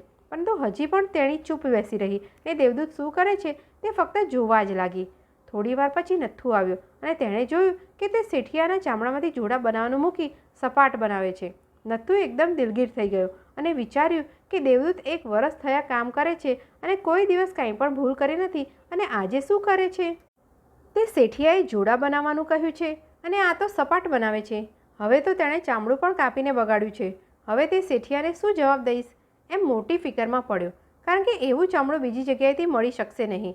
અત્યંત શોકાતુર થઈ તેણે દેવદૂતને કહ્યું, મારા દોસ્તાર, આ તે શું કર્યું? તે મારા સર્વસ્વનો કીધો છે. તે શેઠિયાને જોડા બનાવવાનો હુકમ આપ્યો છે અને તે તો સપાટ બનાવે. હવે હું શું કરીશ? તે શેઠિયો કોઈ મોટો પુરુષ છે અને મને કેદમાં નાખશે, અને મારા બાયડી છોકરાનું શું થશે? નથુ આમ વાતચીત કરે છે એટલામાં બારણે કનો અવાજ સંભળાયો. બારીમાંથી નથ્થુએ બહાર જોયું તો કોઈ ઘોડા ઉપરથી ઉતરી દુકાનમાં આવે છે. તેણે જઈ બારણું ઉગાડ્યું તો તે જ શેઠિયાનો નોકર આવ્યો. તે કહેવા લાગ્યો કે મારી શેઠાઈએ જોડા વિશે કંઈ સૂચના કરવા મને મોકલ્યો છે. નથ્થુએ પૂછ્યું કે શું છે? નોકરે કહ્યું કે શેઠ તે દિવસે આવ્યા હતા, પરંતુ એકાએક ગુજરી ગયા છે. નથ્થુએ કહ્યું કે એવું તું શું બોલે છે? નોકરે કહ્યું કે શેઠ ગાડીમાં બેસી તારે ઘેરથી ગયા કે રસ્તામાં જ ગાડીમાં તે એકાએક ગુજરી ગયા છે. ગાડું ઘર આગળ પહોંચ્યું ત્યારે હું ગયો અને જોઉં છું તો શેઠ ચત્તા પાટ પડેલા અને શ્વાસ પણ બંધ થઈ ગયેલા. અમોએ ગાડામાંથી નીચે ઉતર્યા, પરંતુ તેમનામાં જીવ નહોતો. આ આશ્ચર્યકારક તેમજ ખેદકારક બનાવ છે. મારી શેઠાણીએ તરત જ મને કહ્યું કે મોચીને ત્યાં પાછો જા અને જોડા બનાવવાના હુકમ આપ્યો છે, તેને બદલે તે જ ચામડામાંથી સબ વાસ્તે સપાટ બનાવવાનું કહી આવ, અને જ્યાં સુધી તે તૈયાર થાય ત્યાં સુધી થોપજે અને તારી સાથે જ લઈ આવજે, જેથી હું તમારી પાસે કહેવા આવ્યો છું. દેવદૂતે સપાટ તૈયાર જ કરી રાખી હતી. તેને સાફ કરીને બીજા ચામડાના ટુકડા વધેલા હતા તે એકઠા કરી એક બેગી તે નોકરને હવાલે કરી લીધી. નોકર તેમને સલામ કરી ત્યાંથી ચાલી નીકળ્યો. પ્રકરણ 8મું. 1 વર્ષ પૂરું થયું. 2 પૂરા થયા અને દેવદૂતને નથ્થુને ત્યાં રહેવાને હવે 5 વર્ષ થઈ ગયા. દેવદૂત આગળની માફક જ રહેતો હતો. તે કદી બહાર ગયો નથી, કદી બિનજરૂરી વાત કરી નથી અને સઘળા વખતમાં ફક્ત 2 જ વાર હસ્યો છે. પહેલી વાર જ્યારે નથ્થુને ઘેર આવ્યો અને નથ્થુની સ્ત્રીએ તેને ખાવાનું આપ્યું ત્યારે, અને બીજી વખત જ્યારે તે શેઠિયો દુકાનમાં આવીને બેઠો હતો ત્યારે. નથ્થુ દેવદૂતના કાર્યથી એટલો બધો આનંદ પામ્યો હતો કે તેને ફક્ત એટલી જ ચિંતા રહેતી હતી કે દેવદૂત તેની પાસેથી ચાલ્યો ન જાય. નથ્થુએ તેને કદી પૂછ્યું નહીં કે તું ક્યાંથી આવ્યો છે. એક દિવસ તેઓ ઘરમાં બેઠા હતા. નથ્થુની સ્ત્રી ઘરકામમાં હતી અને છોકરાઓ રમતા હતા. નથ્થુ પોતાના હથિયાર ઘસતો હતો અને દેવદૂત સીવવામાં કામમાં ગૂંથાયેલો હતો. નથ્થુનો એક છોકરો બહારથી દોડતો આવી દેવદૂતને ગળે વળગી કહેવા લાગ્યો, કાકા જુઓ, બહાર એક વેપારીની સ્ત્રી આવી છે અને તેની સાથે 2 છોકરાઓ છે, જેમાંથી એક બિચારી લૂલી છે. છોકરાએ આ કહ્યું કે દેવદૂતે તરત જ પોતાનું કામ પડતું મૂક્યું અને બારીમાંથી આતુરતાથી જોવા લાગ્યો. નથ્થુ આશ્ચર્ય પામ્યો, કારણ કે દેવદૂત કદી પણ પોતાનું કામ છોડી કંઈ પણ જોવા ઉઠતો નહોતો. તે સ્ત્રી નથ્થુને ત્યાં જ આવતી જણાઈ. દરવાજો ઉગાડી તે અંદર આવી. બંને છોકરા માની પાસે બેઠા. એક છોકરી લૂલી હતી. તેઓને સ્વચ્છ કપડાં પહેરાવેલા હતા. નથ્થુએ તેમને આવકાર આપી બાકડા પર બેસાડ્યા. તે સ્ત્રીએ કહ્યું કે આ બંને છોકરીઓ માટે જોડા બનાવવાના છે, માટે તમે બનાવી શકશો? નથ્થુએ કહ્યું, ઘણી સારી વાત. મેં કોઈ દિવસ બનાવ્યા નથી, પરંતુ આ મારો માણસ છે, એ બનાવી શકશે, માટે એમને આપો. નથ્થુ દેવદૂતના તરફ જોવા લાગ્યો. દેવદૂત પોતાનું કામ એક બાજુએ મૂકી બંને છોકરીઓ તરફ તાકીને જોયા કરતો હતો. નથ્થુ આથી આશ્ચર્ય પામ્યો. બંને છોકરીઓ ઘણી જ સુંદર હતી, છતાં પણ નથ્થુ સમજી શક્યો નહીં કે દેવદૂત આટલું બધું તાકીને છોડીઓને શા માટે જુએ છે. નથ્થુએ તે બંને છોકરીઓના માપ લીધા. સ્ત્રીએ કહ્યું કે છોકરીના એક પગ વાંકો છે, માટે જોડો બીજાથી નાનો કરવાનો છે અને 3 સરખા જ કરવાના છે, કારણ કે બંને છોકરીના પગ સરખા જ છે. તેઓ જોડે જન્મેલા બચ્ચાઓ છે. નથ્થુને માપ લીધા બાદ સ્ત્રીને પૂછ્યું કે આ છોકરીનો પગ લૂલો શાથી થયો છે? શું જન્મથી જ એવો હતો? તે સ્ત્રીએ કહ્યું, ના, એની માથી ભાંગી ગયો હતો. નથ્થુની સ્ત્રી પણ એ વાતમાં ભળી અને તેણે પૂછ્યું, ત્યારે તમે એમના મા નથી? તે સ્ત્રીએ જવાબ આપ્યો, ના, હું એની માં નથી, તેમજ કંઈ સગી પણ નથી. એ છોકરાઓ મને તદ્દન અજાણ્યા હતા. મેં તેમને દત્તક લીધા છે. ત્યારે તમારા છોકરા નથી છતાં તમે એમને આટલા બધા ચાહો છો? હું એમને ચાહ્યા સિવાય કેમ રહું? મેં મારું દૂધ પાઈ એમને ઉછેર્યા છે. મારું એક પોતાનું છોકરું પણ હતું, પરંતુ તે ઈશ્વરે પાછું લઈ લીધું. ત્યારે આ છોકરા ખરી રીતે કોના છે? પ્રકરણ 9. એ સ્ત્રીએ પછી બંને છોકરીઓની વાત કરવા માંડી. 7 વર્ષ ઉપર આ છોકરીઓ એક જ અઠવાડિયામાં મા બાપ વગરના થઈ ગયા. એમના પિતાનો અગ્નિદાહ મંગળવારે થયો હતો અને માનો શુક્રવારે થયો હતો. એમનો જન્મ એમના પિતાના ગુજરી ગયા પછી 3 દિવસે થયો હતો અને મા એક જ દિવસ જીવતી રહી હતી. તે વખતે હું મારા પતિ સાથે એક જ ગામમાં રહેતી હતી કે જ્યાં આગળ આ છોકરાના મા બાપ રહેતા હતા. એમનું ઘર અમારા ઘરની નજીકમાં જ હતું. એમનો બાપ ગરીબ સ્થિતિનો હતો અને જંગલમાં લાકડા કાપવાનું કામ કરતો હતો. એક દિવસે એક ઝાડ તે કાપતો હતો અને એકાએક તે ઝાડ ઉપર પડ્યું અને તે છુંદાઈને મરી ગયો. જંગલમાંથી ઘેર આવતા સુધી પણ તે જીવ્યો નહીં. જે અઠવાડિયામાં તે ગુજરી ગયો તે જ અઠવાડિયામાં તેની સ્ત્રીએ 2 બચ્ચાને સાથે જન્મ આપ્યો. તે ગરીબ બિચારી સ્ત્રી કોઈના પણ આધાર સિવાયની થઈ ગઈ હતી. જે દિવસે છોકરાને તેણે જન્મ આપ્યો તે જ દિવસે હું તેને જોવા ગઈ અને તેનું શરીર મને એકદમ ઠંડુ લાગ્યું. તેણી મરવાની અણી પર હતી. કદાચ તેની પથારીમાં દુઃખને લીધે આમ તેમ પાસું બદલતી હશે, તેમાં આ છોકરીનો કુમળો પગ છુંદાઈ ગયો હશે. પડોશીઓ તરત જ ત્યાં આવ્યા અને શરીરને ધોયું અને મૃતદેહને વાસ્તે બીજી સર્વ તૈયારીઓ તેમણે કરી અને સ્ત્રીને અગ્નિદાહ દીધો. પડોશીઓ સર્વ ભલા માણસ હતા. તેમણે હવે વિચાર્યું કે આ કોમળ બાળકોનું શું કરવું? સર્વ લોકોએ એકઠા થઈ વિચાર્યું કે છોકરા હાલ તરત તો મને સોંપવા, કારણ કે મને એક નાનું છોકરું હતું એટલે હું દૂધ આપી શકું. પછી શું કરવું તે સર્વ લોકોએ મળી વિચાર કરવાનું રાખ્યું. મેં બંને છોકરાને દૂધ આપ્યું અને ત્રીજું મારું છોકરું, તેને પણ હું ધવરાતી. હું તે વખતે યુવાન અને મજબૂત હતી અને સારો ખોરાક લેતી હતી અને પરમાત્માએ મને એટલું બધું દૂધ આપ્યું કે 3 છોકરાને હું ઉછેરી શકી. પરંતુ મારું છોકરું 2 વર્ષની ઉંમરનું થયું એટલે તે ગુજરી ગયું અને ત્યાર પછી ઈશ્વરે મને બીજું છોકરું આપ્યું નથી. પડોશી લોકોએ પણ પાછળથી વિચાર કરી ઠરાવ્યું કે એ છોકરાઓને મારે જ રાખવા. હવે એ મારા છોકરાઓને ચાહ્યા સિવાય કેવી રીતે રહું? જેવી રીતે મીણબત્તીને જેટલું મીણ છે તેવી રીતે આ છોકરીઓ મને છે. ત્યાર પછી તેણે લૂલી છોકરીને પોતાની પાસે લીધી અને આંખમાંના આંસુ લૂછી નાખ્યા. આ વાત સાંભળી નથુની સ્ત્રીને તે છોકરાઓ પ્રત્યે અત્યંત દયા ઉપજી અને તે કહેવા લાગી, બેન, એક કહેવત છે તે ખોટી નથી કે મા બાપ સિવાય બીજા પણ ચાહી શકે છે, પરંતુ જીવાડવું એ તો ઈશ્વરના જ હાથમાં છે. આ રીતે જ્યારે વાત તેઓ કરતા હતા ત્યારે એકાએક જાણે દેવદૂત બેઠો છે તે ખૂણામાંથી આવતા પ્રકાશથી ઓરડો પ્રકાશમાન થઈ ગયો. આ બધા દેવદૂત તરફ જોવા લાગ્યા. આ દેવદૂત પોતાના 2 હાથ જોડી ઊંચું જોઈ હસ્યા કરતો હતો. પ્રકરણ 10. તે સ્ત્રી છોકરાઓને સાથે લઈ ચાલી ગઈ. દેવદૂત પોતાના બાકડા ઉપરથી ઊભો થયો. પોતાનું કામ એક બાજુએ છોડી દીધું. નથુ અને તેની સ્ત્રીને તેણે વાંકા વળી નમન કીધું અને બોલ્યો, હવે આપની પાસેથી રજા માંગુ છું. ઈશ્વરે મને હવે માફી આપી છે. મેં કંઈ પણ ખોટું કર્યું હોય તો આપ પણ મને માફી આપશો. અને તેઓ બંનેએ જોયું કે દેવદૂતના શરીરમાંથી પ્રકાશ નીકળતો હતો. નથુ તુરત જ ઊભો થયો, દેવદૂતને નમન કર્યું અને બોલ્યો, ભાઈ દેવદૂત, હું જોઉં છું કે આપ કંઈ સાધારણ માણસ નથી. આપને હું રહેવાની ફરજ પાડતો નથી યા કંઈ સવાલ પૂછતો નથી, છતાં એટલું તો ફક્ત મને કહેજો કે જ્યારે હું આપને મળ્યો અને મારે ઘેર બોલાવી લાવ્યો ત્યારે તમે દિલગીર હતા અને મારી સ્ત્રીએ ખાવાનું આપ્યું ત્યારે હસી પડ્યા અને આપ તેજમાન દેખાવા લાગ્યા. વળી પાછું જ્યારે તે શેઠિયો આવ્યો ત્યારે પણ આપ બીજી વખત હસ્યા અને વધુ પ્રકાશમાન દેખાવા લાગ્યા. અને હવે જ્યારે આ સ્ત્રી નાની છોકરીને લઈને આવી ત્યારે તમે ત્રીજી વખત શા માટે હસ્યા અને આટલા બધા હવે તેજવાન કેમ લાગો છો? ભાઈ દેવદૂત, આપ મને કહો કે આપનામાંથી આટલું બધું તેજ કેમ પ્રકાશે છે અને આપ શા માટે 3 વાર હસ્યા? દેવદૂતે કહ્યું, હાલમાં મારામાંથી તેજ પ્રકાશે છે તેનું કારણ એટલું જ કે મને શિક્ષા થઈ હતી, પરંતુ ઈશ્વરે હવે માફી બક્ષી છે અને હું 3 વખત એટલા માટે હસ્યો કે ઈશ્વરના 3 શબ્દો મારે શીખવા જોઈએ એવી આજ્ઞા મને થઈ હતી અને હવે એ 3 શબ્દો હું જાણું છું. પહેલો શબ્દ હું જ્યારે આપની સ્ત્રીએ મારા પર દયા કરી ત્યારે શીખ્યો અને તેથી પહેલી વાર હસ્યો. બીજો શબ્દ જ્યારે પેલો પૈસાદાર શેઠિયો જોડા બનાવવા હુકમ આપી ગયો ત્યારે શીખ્યો અને તેથી બીજી વાર હસ્યો. અને હવે જ્યારે આ છોડીઓને જોઈ ત્યારે ત્રીજો શબ્દ શીખ્યો અને તે છેલ્લો હતો અને તેથી ત્રીજી વખત હસ્યો. નથુએ પૂછ્યું, ભાઈ દેવદૂત, ઈશ્વરે તને શા માટે શિક્ષા કરી અને 3 શબ્દો તે કયા છે? તે કહે તો હું પણ તે જાણી કંઈક તેમાંથી શીખું. દેવદૂતે કહ્યું, ઈશ્વરે મને સજા એટલા માટે કરી કે હું તેની આજ્ઞા વિરુદ્ધ ચાલ્યો. હું સ્વર્ગમાંનો ફિરસ્તો છું અને હું ઈશ્વરની આજ્ઞા વિરુદ્ધ ચાલ્યો હતો. હું જે વખતે સ્વર્ગમાં ફિરસતો હતો તે વખતે ઈશ્વરે મને એક સ્ત્રીનો આત્મા લઈ આવવાની આજ્ઞા કરી. હું પૃથ્વી ઉપર ગયો અને તે સ્ત્રી પાસે ગયો. તે એકલી અને માંદી હતી. તેણે તરત જ 2 નાની છોકરીઓને જન્મ આપ્યો હતો અને છોકરીઓ અત્યંત દયામણી રીતે રોતી હતી. માતા એટલી બધી નબળી હતી કે તેણી બચ્ચાઓને લઈ ધવડાવી શકતી નહોતી. તે સ્ત્રીએ મને જોયો અને તરત જ સમજી ગઈ કે ઈશ્વરે મને તેનો પ્રાણ લેવા મોકલ્યો છે.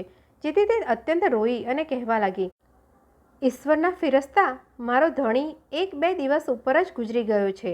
જંગલમાં એક ઝાડ તેના ઉપર પડ્યું અને તરત જ તેમના પ્રાણ ગયા. મારે માં નથી, માસી નથી કે બેન નથી કે જે આ છોકરાની સંભાળ લે. માટે મારો આત્મા તું ન લે.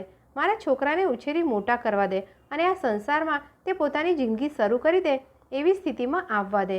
આ ગરીબ છોકરાઓ મા બાપ સિવાય કેવી રીતે જીવી શકશે? તે સ્ત્રીએ એક છોકરીને તેની છાતી ઉપર મુકાવી અને બીજીને બીજા હાથમાં આપી અને હું સ્વર્ગ તરફ પાછો ફર્યો. ઈશ્વરની પાસે જઈ મેં કહ્યું કે તે સ્ત્રીનો પ્રાણ લઈ આવી શક્યો નથી. તેનો ધણી જંગલમાં એકાએક ગુજરી ગયો. તે તેણીને 2 જોડે જન્મેલા બચ્ચા છે અને તેનો આત્મા હાલમાં ન લેવા એમ વિનંતી કરી છે. તેણીએ કહ્યું કે મને છોકરાને ઉછેરી મોટા કરવા દે. મા બાપ સિવાય તે કેવી રીતે જીવી શકે? આ જોઈ મારાથી તેના પ્રાણને લઈ શકાયો નહીં. ઈશ્વરે કહ્યું, તું તરત પાછો ચાલ્યો જા અને તે સ્ત્રીનો પ્રાણ લઈ આવ. અને તું 3 શબ્દ શીખીશ. પહેલું, મનુષ્યમાં શું સમાયેલું છે. બીજું, મનુષ્યને શું બક્ષવામાં આવ્યું છે. અને ત્રીજું, મનુષ્યો સાથી જીવી શકે છે. જ્યારે તું આ શબ્દો શીખી રહે ત્યારબાદ તું સ્વર્ગમાં આવજે. હું પૃથ્વી પર તરત જ ચાલ્યો આવ્યો અને તે સ્ત્રીના પ્રાણ લીધા. બચ્ચાઓ માની છાતીએથી છૂટા પડ્યા. હું તે સ્ત્રીના આત્માને મારી સાથે લઈ ઈશ્વર પાસે જવા ઊંચો ચડ્યો. પરંતુ ભારે પવન ફૂંકાતો હોવાથી મારાથી ઊંચે ચડી શકાયું નહીં. મારી પાંખો તૂટી પડી અને તે સ્ત્રીનો આત્મા એકલો જ ઈશ્વર પાસે ચાલ્યો ગયો અને હું આપે જે દેવળની સામે રસ્તાની બાજુએ પહેલો મને જોયો હતો ત્યાં નગ્ન અવસ્થામાં પડ્યો. પ્રકરણ 11. હવે નથુ અને તેની સ્ત્રી જોઈ શક્યા કે તેમણે ઘરમાં કેવા મનુષ્યને રાખ્યો હતો અને કેવા મનુષ્યની સાથે તેઓ રહેતા હતા. થોડો વખત થયા પછી દેવદૂતે કહ્યું કે હું તે ગલીમાં દેવળ પાસે નગ્ન અવસ્થામાં પડ્યો હતો. સંસારમાં મનુષ્ય પ્રાણીઓને શેની જરૂર છે? દરિદ્રતા અને ભૂખ, ઠંડી અને ગરમી એ શું છે? ટૂંકામાં મનુષ્ય પ્રાણી બને શું આવશ્યકતા છે તેની મને કંઈ જ સમજણ નહોતી અને તમારી સાથે રહ્યાથી હવે હું મનુષ્ય થયો છું. દેવળ નજીક હું અત્યંત ઠંડીથી અકળાઈ ગયો હતો, પરંતુ મને ખબર નહોતી કે મારે શું કરવું. હું દેવળમાં જવા ઈરાદો રાખતો હતો, પરંતુ દરવાજાને અંદર તાળું વાસેલું હોવાથી હું અંદર જઈ શક્યો નહીં. જેથી હું આખરે દેવળની ભીતની નજીક બેસી ગયો. સાંજ પડી ગઈ અને મને ઠંડી અને ભૂખ લાગવા માંડી. એકાએક એવામાં મેં રસ્તાની બાજુએ એક માણસને આવતા જોયું. તે આપ જ હતા. હું પૃથ્વી ઉપર મનુષ્ય થઈને પડ્યો. પછી કોઈ પણ માણસને પહેલાં જોયો હોય તો આપ જ હતા. પ્રથમ તો આપનો ચહેરો જોઈ મને અત્યંત ભય ઉત્પન્ન થયો અને હું પાછળ ફરીને બેઠો. આપની સાથે જ વાત કરતા હતા કે આવી સખત ઠંડીમાંથી કેવી રીતે બચવું, સ્ત્રી અને છોકરાઓ સારું ખાવાનું કેવી રીતે મેળવવું.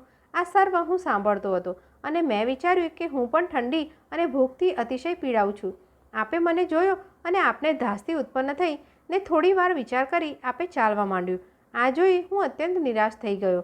એવામાં એકાએક જ આપ મારી તરફ પાછા વળ્યા અને મારી નજીક આવ્યા. પ્રથમ આપનો ચહેરો મેં જોયો ત્યારે તે ધાસ્તીથી ભરેલો મને લાગતો હતો અને હું જોઈને બીધો હતો. પરંતુ આપ ફરીથી આવ્યા ત્યારે આપનો ચહેરો ઘણો જ શાંત દેખાતો હતો અને આપના અંતઃકરણમાં ઈશ્વર અને દયાનો વાસ છે એમ હું જોઈ શક્યો. આપે મને કપડાં પહેરાવ્યા અને મને આપને ઘેર લઈ આવ્યા. ત્યાં આગળ આપની સ્ત્રીને પ્રથમ જોઈ ત્યારે તે તો આપના કરતાં પણ મને અત્યંત ભયંકર લાગી. તેણીની ઈચ્છા મને પોતાના ઘરમાંથી બહાર ભયંકર ઠંડીમાં કાઢી મૂકવાની હતી અને મેં જાણ્યું કે જો તેણી એમ કરશે તો તેનું મૃત્યુ નજીક છે.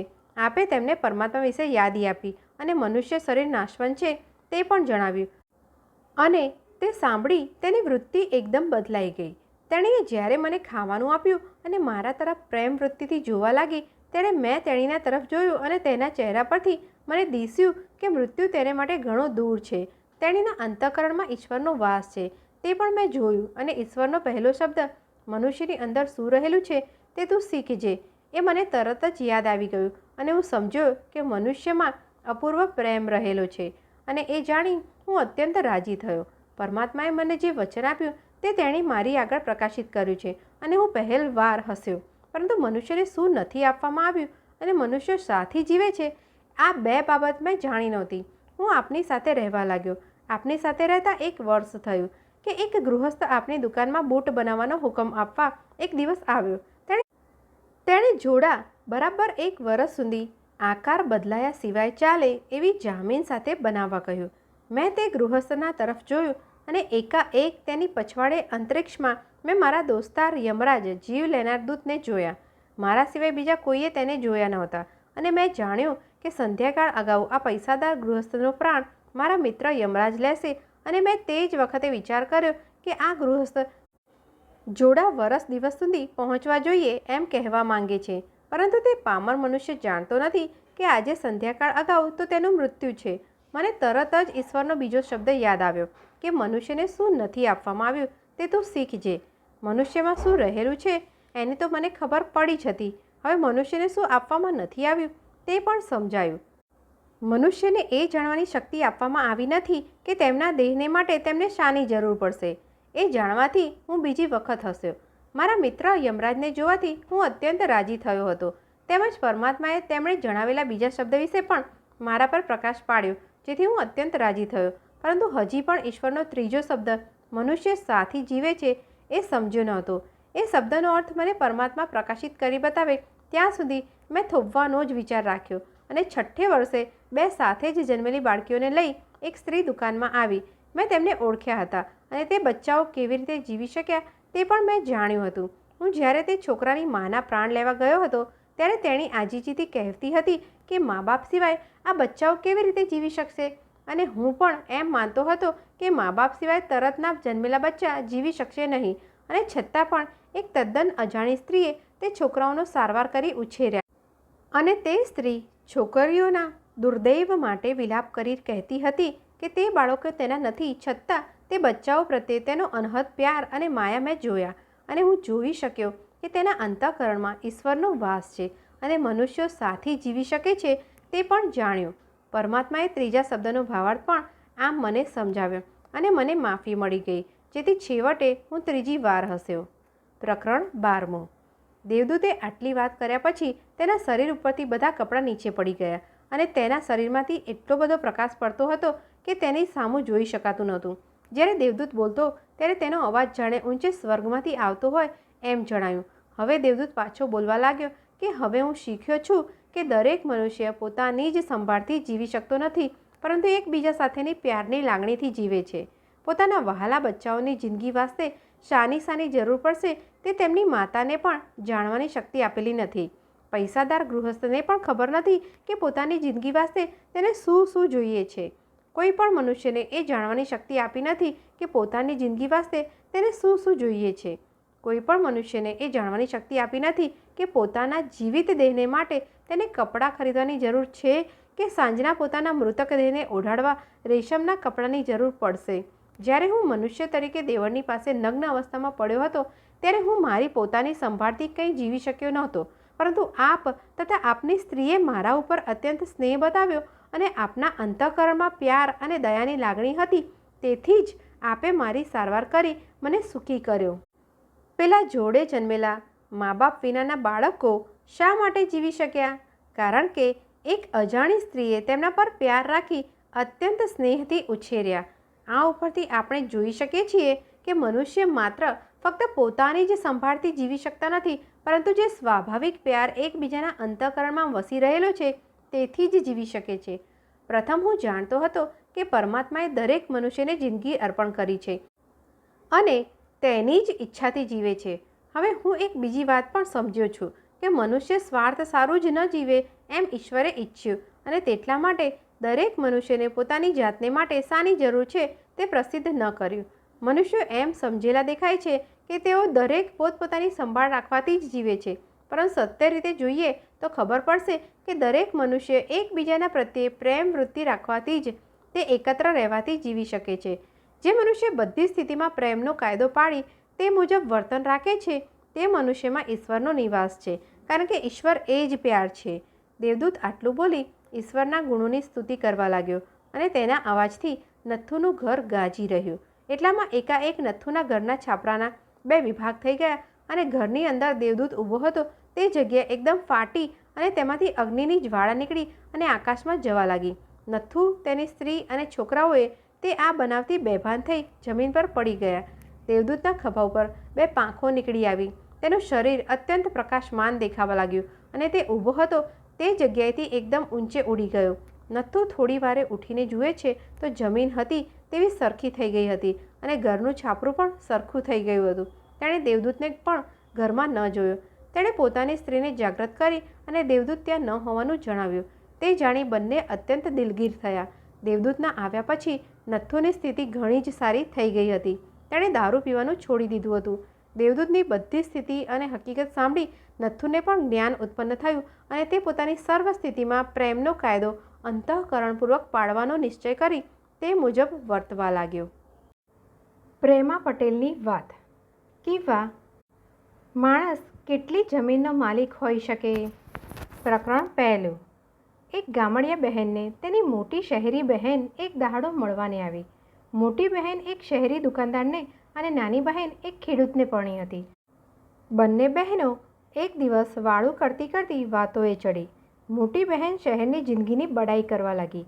પોતે કેવી સારી રીતે રહે છે, રહેવાને કેવું સારું મકાન છે, છોકરાને અને પોતાને કેવા મજાના કપડાં પહેરવાને મળે છે, કેવું કેવું ખાવાનું મળે છે, વરા, જમણવાર, નાટક, મેળા વગેરેમાં જતાં કેવી મોજ પડે છે, એ બધું રસથી તેણે કહી સંભળાવ્યું. નાની બહેનને આથી ચટકો લાગ્યો. તે વેપારી જિંદગી વખોડવા લાગી અને ખેડૂતની જિંદગીને વખાણવા લાગી. તેણી બોલી કે હું તો આ જિંદગીને છોડીને તારી જિંદગી ભોગવવાનું પસંદ કરું નહીં. અમે ગરીબ ભલે રહ્યા પણ અમારે કાંઈ વ્યાધિ નથી.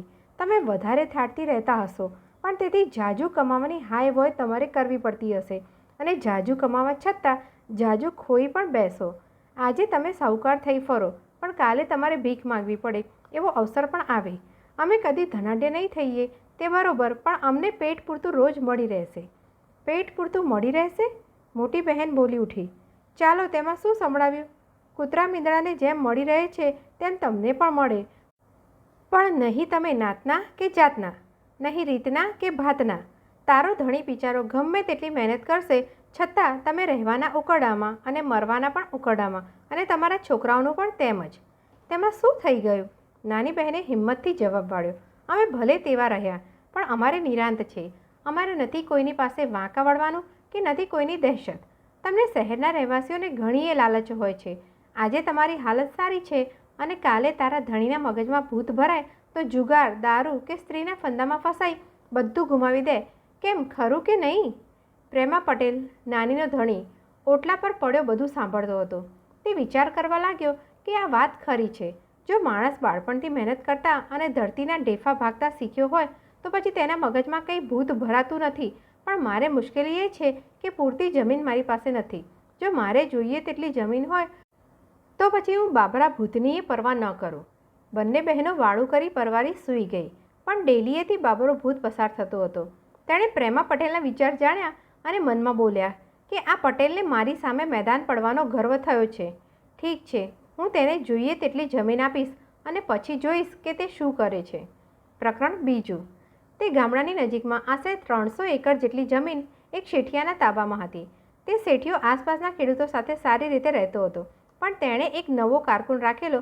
તે બધા પડોશીને બહુ સતાવવા લાગ્યો. કોઈના ઢોર છૂટી તેની જમીનમાં આવે તો દંડ કરાવતો. પ્રેમો પટેલ બહુ સંભાળીને રહેતો છતાં તે તેના સપાટામાં આવી જતો. આથી તે બહુ કંટાળી ગયો હતો.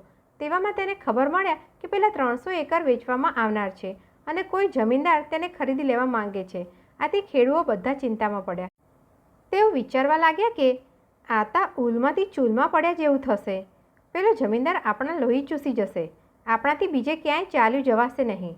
આથી ગામના બધા ખેડૂતો મળી શેઠિયા પાસે ગયા અને તેને વિનંતી કરી કે તે જમીનદારને પેલી જમીન વેચવાને બદલે તેઓને જ વેચે.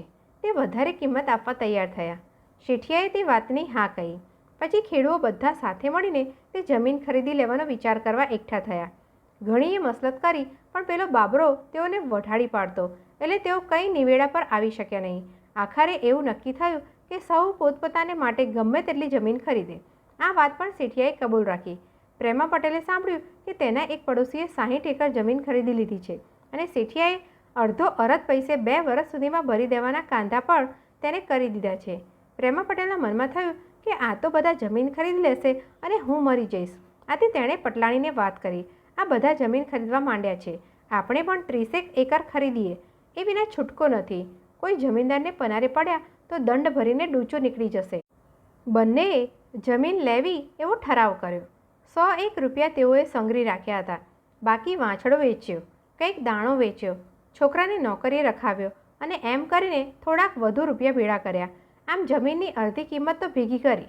પછી પ્રેમા પટેલે સારી થોડી જાડીવાળી 51 એકર જેટલી જમીન પસંદ કરી અને શેઠિયા પાસે સોદો કરવા ગયો. શેઠિયાએ અડધા પૈસા લઈ ખત બનાવ્યા અને બાકીના પૈસાના કાંધા કરી એ વર્ષે પૂરા કરવાની શરત કરી આપી. પ્રેમા પટેલ હવે પોતીકી જમીન ઉપર રહેવા લાગ્યા. બિયા ઉછીના લઈ નવી જમીનમાં વાવેતર કર્યું અને મજાનો પાક ઉતર્યો. એક જ વર્ષમાં તેણે દેણું બધું ખલાસ કર્યું અને પોતે જમીનદાર થઈ બેઠો. ઢોરાને પણ પોતાની જમીનમાં ચરાવવા લાગ્યો. ઘાસ વધતું તેની ગંજી ખડકવા લાગ્યો. બળતણ પણ બીજે ક્યાંયથી લાવવાનું ન રહ્યું. પોતાનું ખેતર, પોતાની વાડી એ બધું જોઈને પટેલના કાળજા ટાઢા થયા. જમીન તેના હાથમાં આવ્યા પછી તેનો રંગ ઓર થઈ ગયો. પ્રકરણ 3. પ્રેમા પટેલ હવે સુખે રહેવા લાગ્યા. માત્ર જો આડોશી પાડોશીઓના ઢોર ઢાકર જમીનમાં દાખલ થઈ પજવતા નહોતા તો તેના જેવો સુખ્યો કોઈ નહોતો. તેણે બધાને બહુએ ચેતવણી આપી, પણ તેની કનડગત અટકી નહીં. કોઈ દડાવ કોઈની ગાય તો કોઈ દી કોઈનું ઘોડું જમીનમાં દાખલ થઈ જાય અને ઘઉં વગેરેનો કચર ગાણ વાળી નાખે. પ્રેમા પટેલે બહુએ વાર તેના પડોશીઓને ચેતવણી આપી જવા દીધા, પણ અંતે તે કાયર થયો.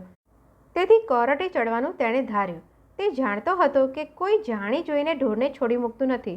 છતાં તેણે વિચાર કર્યો કે આવું હર રોજ કેમ પાલવે? એમને એમ ચલાવવા દઉં તો મારો બધો પાક ખલાસ થાય, માટે તેમને શીખ દીધા વિના ચાલે તેમ નથી. આથી તેણે હવે દર વેળા કોર્ટે ચડવાનું શરૂ કર્યું. ઘણાએ ખેડૂઓના 1 વખત 2 વખત અને પછી તો ઘણીએ વાર દંડ કરાવ્યા. આખરે ખેડૂઓ બધા ચીડાયા અને પ્રેમા પટેલને ધરાહાર હરકત કરવા લાગ્યા. એક રાતે કોઈ એકે તેની જમીનમાં આવી બધાએ બાવળના ઝાડ પાડી નાખ્યા અને તેની છાલ લઈને ચાલતો થયો. પ્રેમા પટેલે સવારે ઉઠી ફરતા ફરતા જોયું તો એક બાવળનું ઝાડ રહ્યું નથી. તેના ગુસ્સાનો પાર રહ્યો નહીં. તે મનમાં બબડ્યો કે જો હું આ ચોરને જાણું તો પછી તેના પૂરા હાલ કરું. પટેલ વિચારવા લાગ્યો કે આ તે કોણ હશે? આખરે તેને સૂઝી આવ્યું કે તે કામ પેલા જસા પટેલના જ છે. તે જસાના વાડા આગળ ગયો. આમ તેમ ડોક્યું કર્યું, પણ છાલ ક્યાંય નજરે ચડી નહીં. છતાંય લેવા દેવા વિના જસા સાથે વળી પડ્યો. જસાએ જ આ કામ કર્યું એવી તેને વધુ ખાતરી થઈ અને તેથી ફરિયાદ માંડી. કોર્ટે ખૂબ તપાસ કરી, પણ પુરાવો નહીં મળતા તેને છોડી મૂક્યો. પ્રેમો પટેલ તો ગુસ્સાથી બેબાકડો બની ગયો અને પોલીસ, પટેલ, ન્યાયાધીશ બધાની સાથે તકરાર કરી પડ્યો. તે ધમકાવવા લાગ્યો કે તમે બધા ચોરની રક્ષા કરો છો, જો પ્રામાણિકપણે રહેતા હો તો તેને જતો કરશો જ નહીં. આમ પ્રેમા પટેલ તેના આડોશી પાડોશી અમલદારો એ બધાની સાથે કજિયો કરી બેઠો. પાડોશીઓ તો એટલા ચીડાયા કે તેનું ઘર તથા વાડો વગેરે બાળી નાખવાની ધમકી દેવા લાગ્યા. નવી જમીન ખરીદવાથી પ્રેમાને જમીનમાં તો ઘણોય માર્ગ થયો, પણ તેને માટે દુનિયામાં ક્યાંય માર્ગ ન રહ્યો. આમ ચાલતું હતું તેવામાં એવી વાત ફેલાણી કે માણસો બધા નવી જગ્યા ઉપર રહેવા જાય છે. પ્રેમાએ આ વાત સાંભળી તેણે વિચાર્યું કે આપણે તો આ જમીન છોડવી નહીં. આસપાસના લોકો જો અહીંથી નીકળે તો પીડા ઓછી થાય. હું તેઓની જમીન ખરીદી લઉં અને પછી સુખે રહું. એક દિવસ પ્રેમા પટેલ ઘેર હતા. ત્યાં કોઈ એક મહેમાન ચડી આવ્યો. તેની તેણે પરોણાગત કરી અને રાત રહેવા આગ્રહ કર્યો. રાત્રે બંને વાતો કરવા બેઠા. ક્યાં રહેવું, ક્યાંથી આવો છો વગેરે સવાલો પ્રેમાએ પૂછ્યા. વાતમાં ને વાતમાં તે મુસાફરે કહ્યું કે હું દક્ષિણમાંથી આવું છું. તે વજુ વસ્તુ જજાય છે. ત્યાં જમીન બહુ જ સોંગી મળે છે અને એટલી તો રસાળ છે કે જો અજાણ્યા દાણો જમીન ઉપર પડ્યો હોય તો તે પણ ઉગી નીકળે છે અને એક એક ડુંડામાંથી ખોબા જેટલું અનાજ નીકળે છે. ત્યાં હમણાં એક સાવ નિર્ધન ખેડૂત આવ્યો હતો. તેણે 1 વર્ષ ખરેખર મહેનત કરી, તેમાં તો તે થોડીક જમીન અને કેટલાક ઢોર પણ ખરીદી શક્યો. પટેલ આ સાંભળી ખુશ થઈ ગયા અને વિચારવા લાગ્યા કે જો સોંગી જમીન મળતી હોય તો આપણે આવી ખીચોખીચ વસ્તીમાં શા માટે રહેવું? હું મારા ઘર-બાર વેચી નાખીશ અને ત્યાં જઈને નવા ઘર-બાર બનાવીશ. અહીં રોજ વસ્તી વધતી જાય છે અને તેથી મારે દિવસે દિવસે વધારે મુશ્કેલી વેઠવી પડશે. માટે ચાલ પહેલાં તો તે જગ્યા જોઈ આવું. હવે જ્યારે મહા મહિના આવ્યો ત્યારે તે નવી જમીન જોવાને ચાલી નીકળ્યો. થોડેક સુધી ગાડે, થોડેક સુધી પગે એમ મુસાફરી કરતાં કરતાં 150 ગાઉ કાપ્યા ત્યારે પેલા મહેમાને કહેલી જગ્યાએ તે પહોંચ્યો. અહીં આવી તેણે જોયું તો જેવું વર્ણન સાંભળ્યું હતું તેવું જ બધું દેખાયું. ખેડૂત આનંદથી રહેતા હતા. દરેકને 30-30 એકર જેટલી જમીન આપવામાં આવી હતી. જે કોઈ નવું રહેવા આવતું તેને લોકો બહુ આવકાર આપતા. 30 એકર કરતાં વધુ જમીન જો કોઈ માણસ લેવા ધારે તો તે ₹1.5 એકર લેખે ખરીદી શકતો. પ્રેમાએ તમામ તપાસ કરી લીધી. તે બહુ જ ખુશી થઈ ગયો અને ઝટ ઘર જઈ બધું અટોપી એકદમ પાછું આવવા ધાર્યું. બીજે વર્ષે બધું સંકેલી પેલા નવા દેશમાં જવા નીકળ્યો. પ્રકરણ 4. પ્રેમા પટેલ નવી જમીન પર પહોંચ્યા એટલે પહેલાં તો તેણે બધા ખેડૂતોને જમાડ્યા. 30 એકર ઉપરાંત 150 એકર બીજી જમીન ખરીદી, ઘર બાંધ્યું અને રહેવા લાગ્યા. નવા ઢોર પણ લીધા. જમીન બહુ રસાળ હોવાથી થોડા વખતમાં તો તે પૈસાવાળો થઈ ગયો અને સુખ ચેનમાં રહેવા લાગ્યો. જ્યારે રહેવા આવ્યો ત્યારે તેણે ધાર્યું હતું કે અહીં વસ્તી બહુ થોડી છે તેથી આપણને ઠીક પડશે, પણ પ્રેમા પટેલના નસીબે થોડા વખત પછી ત્યાં પણ માણસો આવવા લાગ્યા. પહેલે વર્ષે તેણે ઘઉં વાવ્યા અને ઘણો જ સારો પાક મળ્યો. આથી તે લોભમાં પડ્યો. વધારે જમીન હોય તો વધારે પૈસા મળે એમ વિચારી તેણે વધુ જમીન લેવા ધાર્યું, પણ જમીન મળી નહીં કેમ કે બધી વેચાઈ ગઈ હતી. જે માણસો પોતાની જમીન ખેડી શકે એમ નહોતા તે ભાડે આપતા. આવી કોઈ જમીન ભાડે લેવા પ્રેમાને વિચાર થયો. તેથી તે વેપારી પાસે ગયો અને થોડી જમીન 1 વર્ષ માટે લઈ આવ્યો. થોડા દિવસ પછી તે વધારે જમીન પોતાને નામે લેવાય તેના વિચારમાં પડ્યો. આમ ને આમ 3 વર્ષ ચાલ્યા ગયા. દરેક વર્ષે તે વધુ જમીન ભાડે લેતો અને તેમાં વાવેતર કરતો. દિવસે દિવસે તેની પાસે પૈસો ભેળો થવા લાગ્યો. થોડા વખત તેને નિરાંત વળી, પણ પછી જમીન ભાડે લેવાનો તેને કંટાળો ઉપજવા લાગ્યો. જો કોઈ જમીન વેચતું તો બધાએ ત્યાં દોડી જતા અને એકદમ ખરીદી લેતા. તેથી પટેલને લાગ ફાવતો નહીં. આખરે તેણે એક વેપારી પાસે ભાગ રાખી એક વાડી ખરીદી અને તેમાં વાવેતર કર્યું. પણ જ્યારે ભાગ પાડવાનો વખત આવ્યો ત્યારે કજિયો થયો. પટેલે વિચાર્યું કે આ જમીન મારા એકલાની હોય તો કેવું સારું, મારે કોઈના ઓશિયાળા રહેવું ન પડે.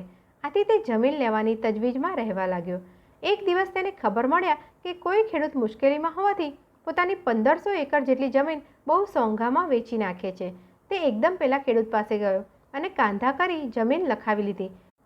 પ્રેમા પટેલના મનનું ધાર્યું થયું અને તેને ટાઢક વળી. એવામાં કોઈ એક વેપારી મુસાફર તે ગામમાં આવી ચડ્યો. તે પ્રેમા પટેલને ત્યાં જ ઉતર્યો.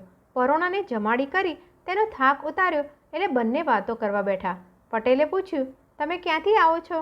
તે વેપારીએ કહ્યું કે હું એક એવી જગ્યાએથી આવું છું કે જ્યાંના લોકો તદ્દન ભોળા અને ભલા છે. તે જમીન પાણીના મેલે વેચાય છે.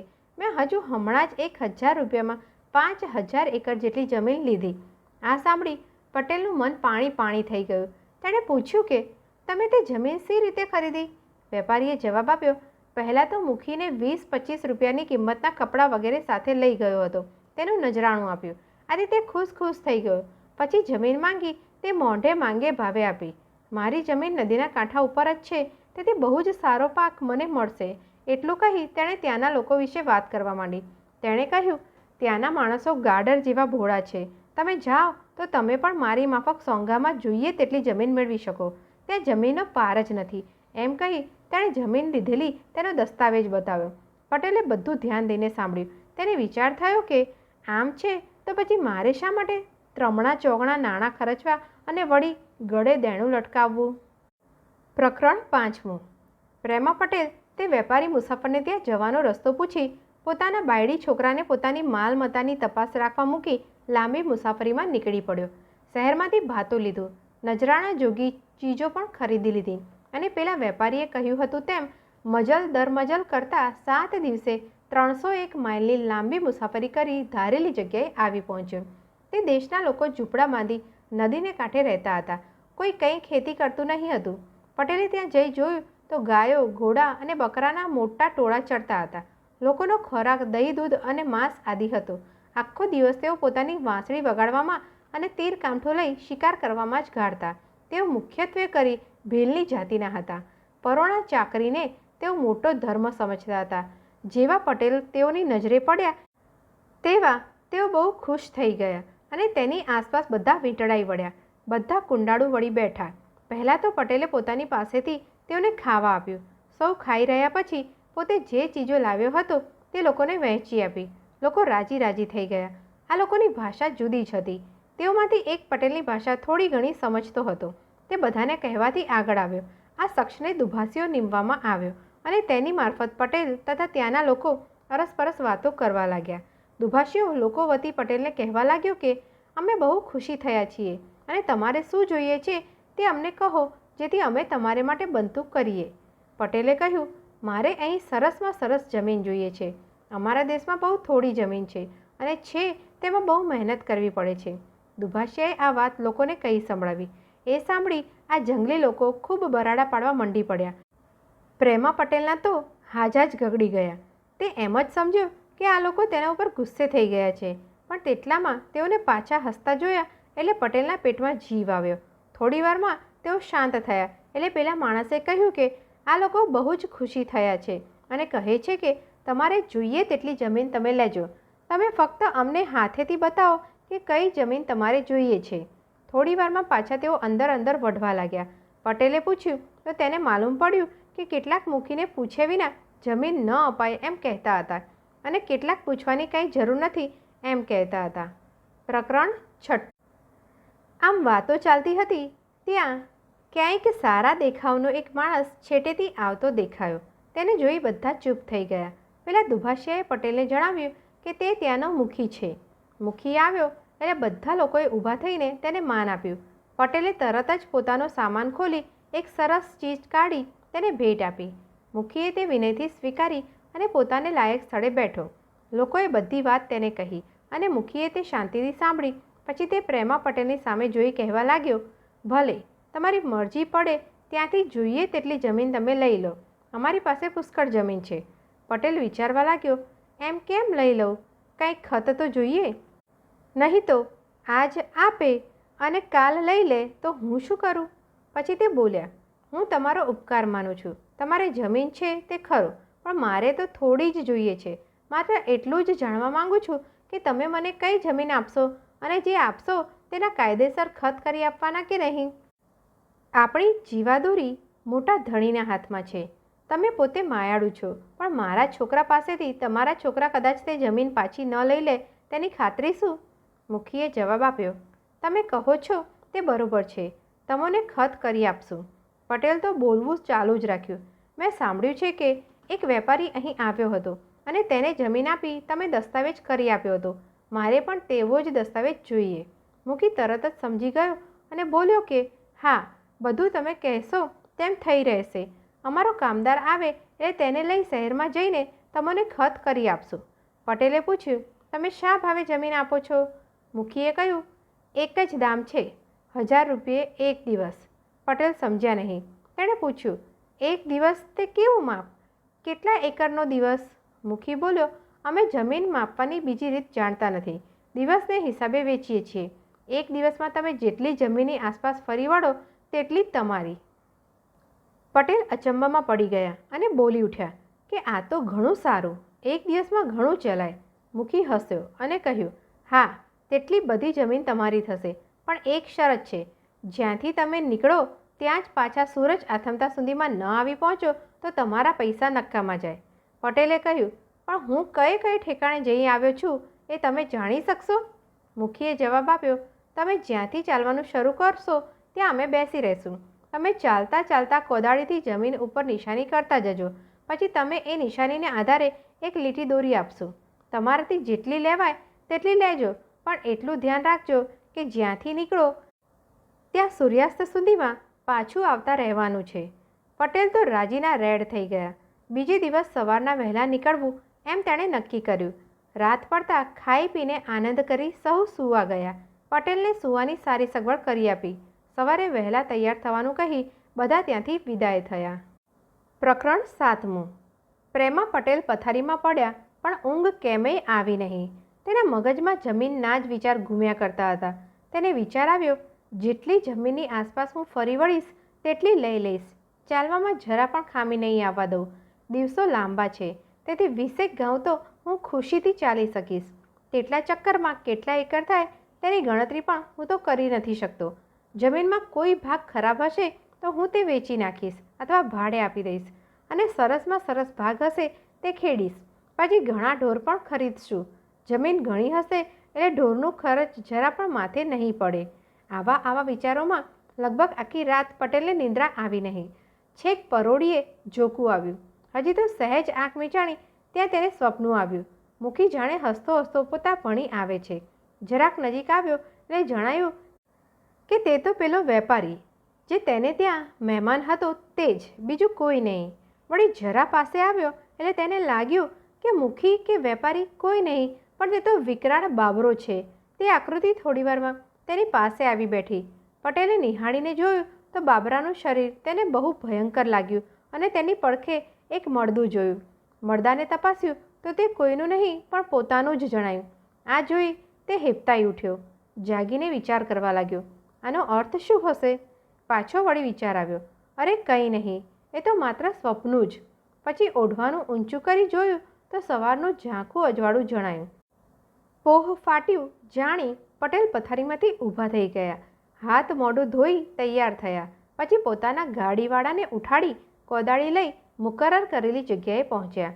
ત્યાં જઈ બધા માણસોને જગાડ્યા. તેઓ બધા હાથ મોઢું ધોઈ નાસ્તો કરવા બેઠા. પટેલને પણ જરા નાસ્તો કરી લેવા કહ્યું, પણ તેણે તો ના જ પાડી અને કહ્યું કે હવે વખત થયો છે, ચાલો ઝટ કામ શરૂ કરી દઈએ. પ્રકરણ 8. લોકો બધા તૈયાર થઈ ગયા. ખરેખર સૂર્યોદયને વખતે જે જગ્યાએથી ચાલવાનું શરૂ કરવાનું હતું ત્યાં સહુ જઈ પહોંચ્યા. એક ટેકરી ઉપર બધા ચડ્યા. મુખી પ્રેમા પટેલ પાસે આવ્યો અને ચારે તરફ હાથ બતાવી કહ્યું, આ જ્યાં સુધી નજર પહોંચે છે ત્યાં સુધીની બધી જમીન અમારી છે, તમને ગમે તેટલી લેજો. પટેલ તો બહુ જ ખુશી થઈ ગયા. જમીન તેને ઘણી સારી લાગી. તેની માટી કાળી અને ખાતરાળ હતી. કોઈ ઠેકાણે છાતી સમૂહ ઘાસ ઊભું હતું. મુખીએ નિશાની કરી પટેલને કહ્યું, અહીં આવો. જુઓ, તમારે અહીંથી ચાલવાનું શરૂ કરવું અને સૂર્યાસ્ત સુધીમાં પાછું અહીં જ પહોંચવું. જેટલી જમીનની આસપાસ ફરી વળશો એટલી તમારી. પટેલે કપડાં કસ્યા અને કોદાળી ખભે નાખી. એકાદ રોટલો પછડીમાં નાખી ભેઠમાં બાંધ્યો. પાણીની નાની સિરોઈ પણ ખભે લટકાવી લીધી અને તૈયાર થઈ ઊભા. પહેલાં તો કઈ દિશાએ જવું એ મૂંઝવણ થઈ, પણ ઉગમણી દિશાએ જવું એવું તુરત નક્કી કર્યું. સૂરજની વાટ જોવા લાગ્યા. જેવી સૂરજની કોર દેખાણી કે તરત જ પટેલ છૂટ્યા. મનમાં વિચાર્યું કે એક ક્ષણ પણ ગુમાવવાની નથી. ટાઢા પોરમાં ખૂબ ચલાશે. પહેલાં તો સાધારણ ઝડપથી ચાલવું શરૂ કર્યું. એક ખેતરમાં ચાલ્યા અને કોદાળીથી નિશાની કરી. એમ ચાલતા ગયા અને નિશાની કરતા ગયા. હળવે હળવે તેની ચાલ વધવા લાગી. કેટલુંક ચાલ્યા પછી પટેલે જરા પાછું વળી જોયું તો ટેકરી ઉપરના લોકો ચોખ્ખા દેખાતા હતા અને ગાડાના જડોયા પણ સૂરજના તેજથી ચળકતા હતા. તેણે વિચાર્યું કે 3-3.5 ગાઉં ચાલ્યું હશે. હવે તેને જરા પસીનો થવા લાગ્યો એટલે કેડિયું કાઢી ખભે નાખ્યું અને પાછા પગ ઉપાડ્યા. થોડી વાર પછી સૂરજ સામું જોયું તો લાગ્યું કે હવે શિરામણ ટાણું થયું છે. પટેલ મન સાથે વાત કરવા લાગ્યા, એક પહોર તો હમણાં પૂરો થશે, તોય હજી 3 પહોર બાકી છે. વળવાને હજી ઘણી વાર છે. એમ કહી પગરખાં કાઢ્યા અને ત્યાં જ જમાવ્યું. ઉતાવળે થોડા રોટલા ખાઈ લીધા. તે સિરોઈમાંથી થોડું પાણી ઢીંચી ઊભા થયા. પગરખાં આ વેળા ભેડમાં જ બાંધી લીધા અને પાછું ચાલવા માંડ્યું. ચાલતા ચાલતા વિચાર કરે છે, હવે તો ઘણી સહેલાઈથી ચલાય છે. એક ગાઉં વધારે ચાલશું અને પછી પાછા ફરશું. સામેની જમીન કંઈ વધારે સારી લાગે છે, એ છોડી દેવા જેવી નથી. આમ વિચારતા 1.5 ગાઉં આગળ નીકળી ગયા. પછી ત્યાંથી બાજુએ વળ્યા. હવે ટેકરી ઉપર નજર કરી તો ત્યાં ઊભેલા લોકો ઉંદર જેવડા લાગતા હતા. પટેલ પાછા જરા થોભ્યા, સિરોઈમાંથી પાણી પીધું અને થોડી વાર થાક ખાઈ પાછું ચાલવા માંડ્યું. થાક ખાધો એટલે થોડો વખત તો નવું જોર આવવાથી ઝડપથી ચાલ્યા, પણ હળવે હળવે પગ ભારે થવા લાગ્યા. તેણે વિચાર્યું, ફક્ત 1-2 કલાક સહન કરવાનું છે, પછી તો જિંદગીની નિરાંત છે. આખી પેઢી તરી જશે. કેટલુંક ચાલ્યા પછી ત્રીજો ખૂણો વળવાનો વિચાર થયો, પણ સામેની થોડીક જમીન ઘણી જ સરસ લાગી. તેથી વિચાર્યું કે આ જમીન છોડી ન દેવી જોઈએ. અહીં પણ સારું ઉગે એવું લાગે છે, એટલે ત્યાં જઈ નિશાની કરી. હવે તો વખત બહુ થોડો છે, તેથી પાછું વળવું જોઈએ. એમ કહી ત્રીજે ખૂણે વળ્યા. પ્રકરણ 9.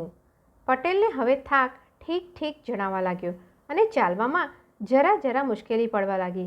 પસીનાના ટીપાં બાજી રહ્યા હતા. તેણે સૂરજ સામું જોયું તો લાગ્યું કે જો આવી રીતે ચાલીશ તો કોઈ રીતે સૂરજ આથમતા પહેલાં પહોંચી શકાશે નહીં. તેને થાક ખાવાનું મન થયું પણ તેની હિંમત ન ચાલી. સૂર્યનારાયણને પણ તેની દયા ન આવી. તેણે તો પોતાનું કામ કરી જ રાખ્યું. સૂરજને બહુ નીચે ઉતરેલ જોઈ પટેલે વિચાર કર્યો, હું આગે ગયો તેમાં મેં બહુ મોટી ભૂલ કરી. તેણે જરા ચાંપીને ચાલવાની મહેનત કરી. પસીનો એટલો બધો વળ્યો હતો કે તેની ચોરણી અને કેડિયું બંને ભીના થઈ ગયા હતા અને શરીર સાથે ચોંટી ગયા હતા. થોડેક આગળ ચાલ્યા પછી તો તેણે કોદારી સિવાય બધો સામાન પડતો મૂક્યો અને મહા મુસીબતે દોડવા માંડ્યું. પટેલ મનમાં બબડવા લાગ્યો, મેં બહુ લોભ કર્યો, હવે બધું ખોઈશ. જમીન અને પૈસા બધું જવાની બીકથી તેનો શ્વાસ પણ ઉડી જાય છે. પસીનો બહુ જ વળ્યો છે. તૃષાથી મોઢું સુકાય છે. તેને મરવાની ધાસ્તી લાગી. હૈયું ધબકવા લાગ્યું અને મતી મૂંઝાવા લાગી. તેને વિચાર આવ્યો, આટલી બધી મહેનત કરીને હવે થોડાક માટે અટકું તો લોકો મારી મશ્કરી કરશે. સૂરજ આથમવાને બહુ થોડી વાર હતી. પટેલ વધારે જોરથી ચાલવાની મહેનત કરી. હવે તો તે તદ્દન પાસે આવી પહોંચ્યો છે. સૂરજ સામું પાછું જુએ છે. તે કહે છે, હવે તો એકાદ પળની વાર છે. પટેલ ટેકરી પર જુએ છે તો લોકો તેને એકદમ આવવાની નિશાની કરે છે. પોતાનો બધો સામાન જ્યાં મૂક્યો હતો ત્યાં જ પડેલો તેને દેખાતો હતો. પ્રેમા પટેલને સવારે આવેલું સ્વપ્ન નજરે તરવરવા લાગ્યું. તેના મનમાં લાગ્યું, હવે જમીન તો મારી પાસે પુષ્કળ થઈ પણ હું જીવીશ નહીં.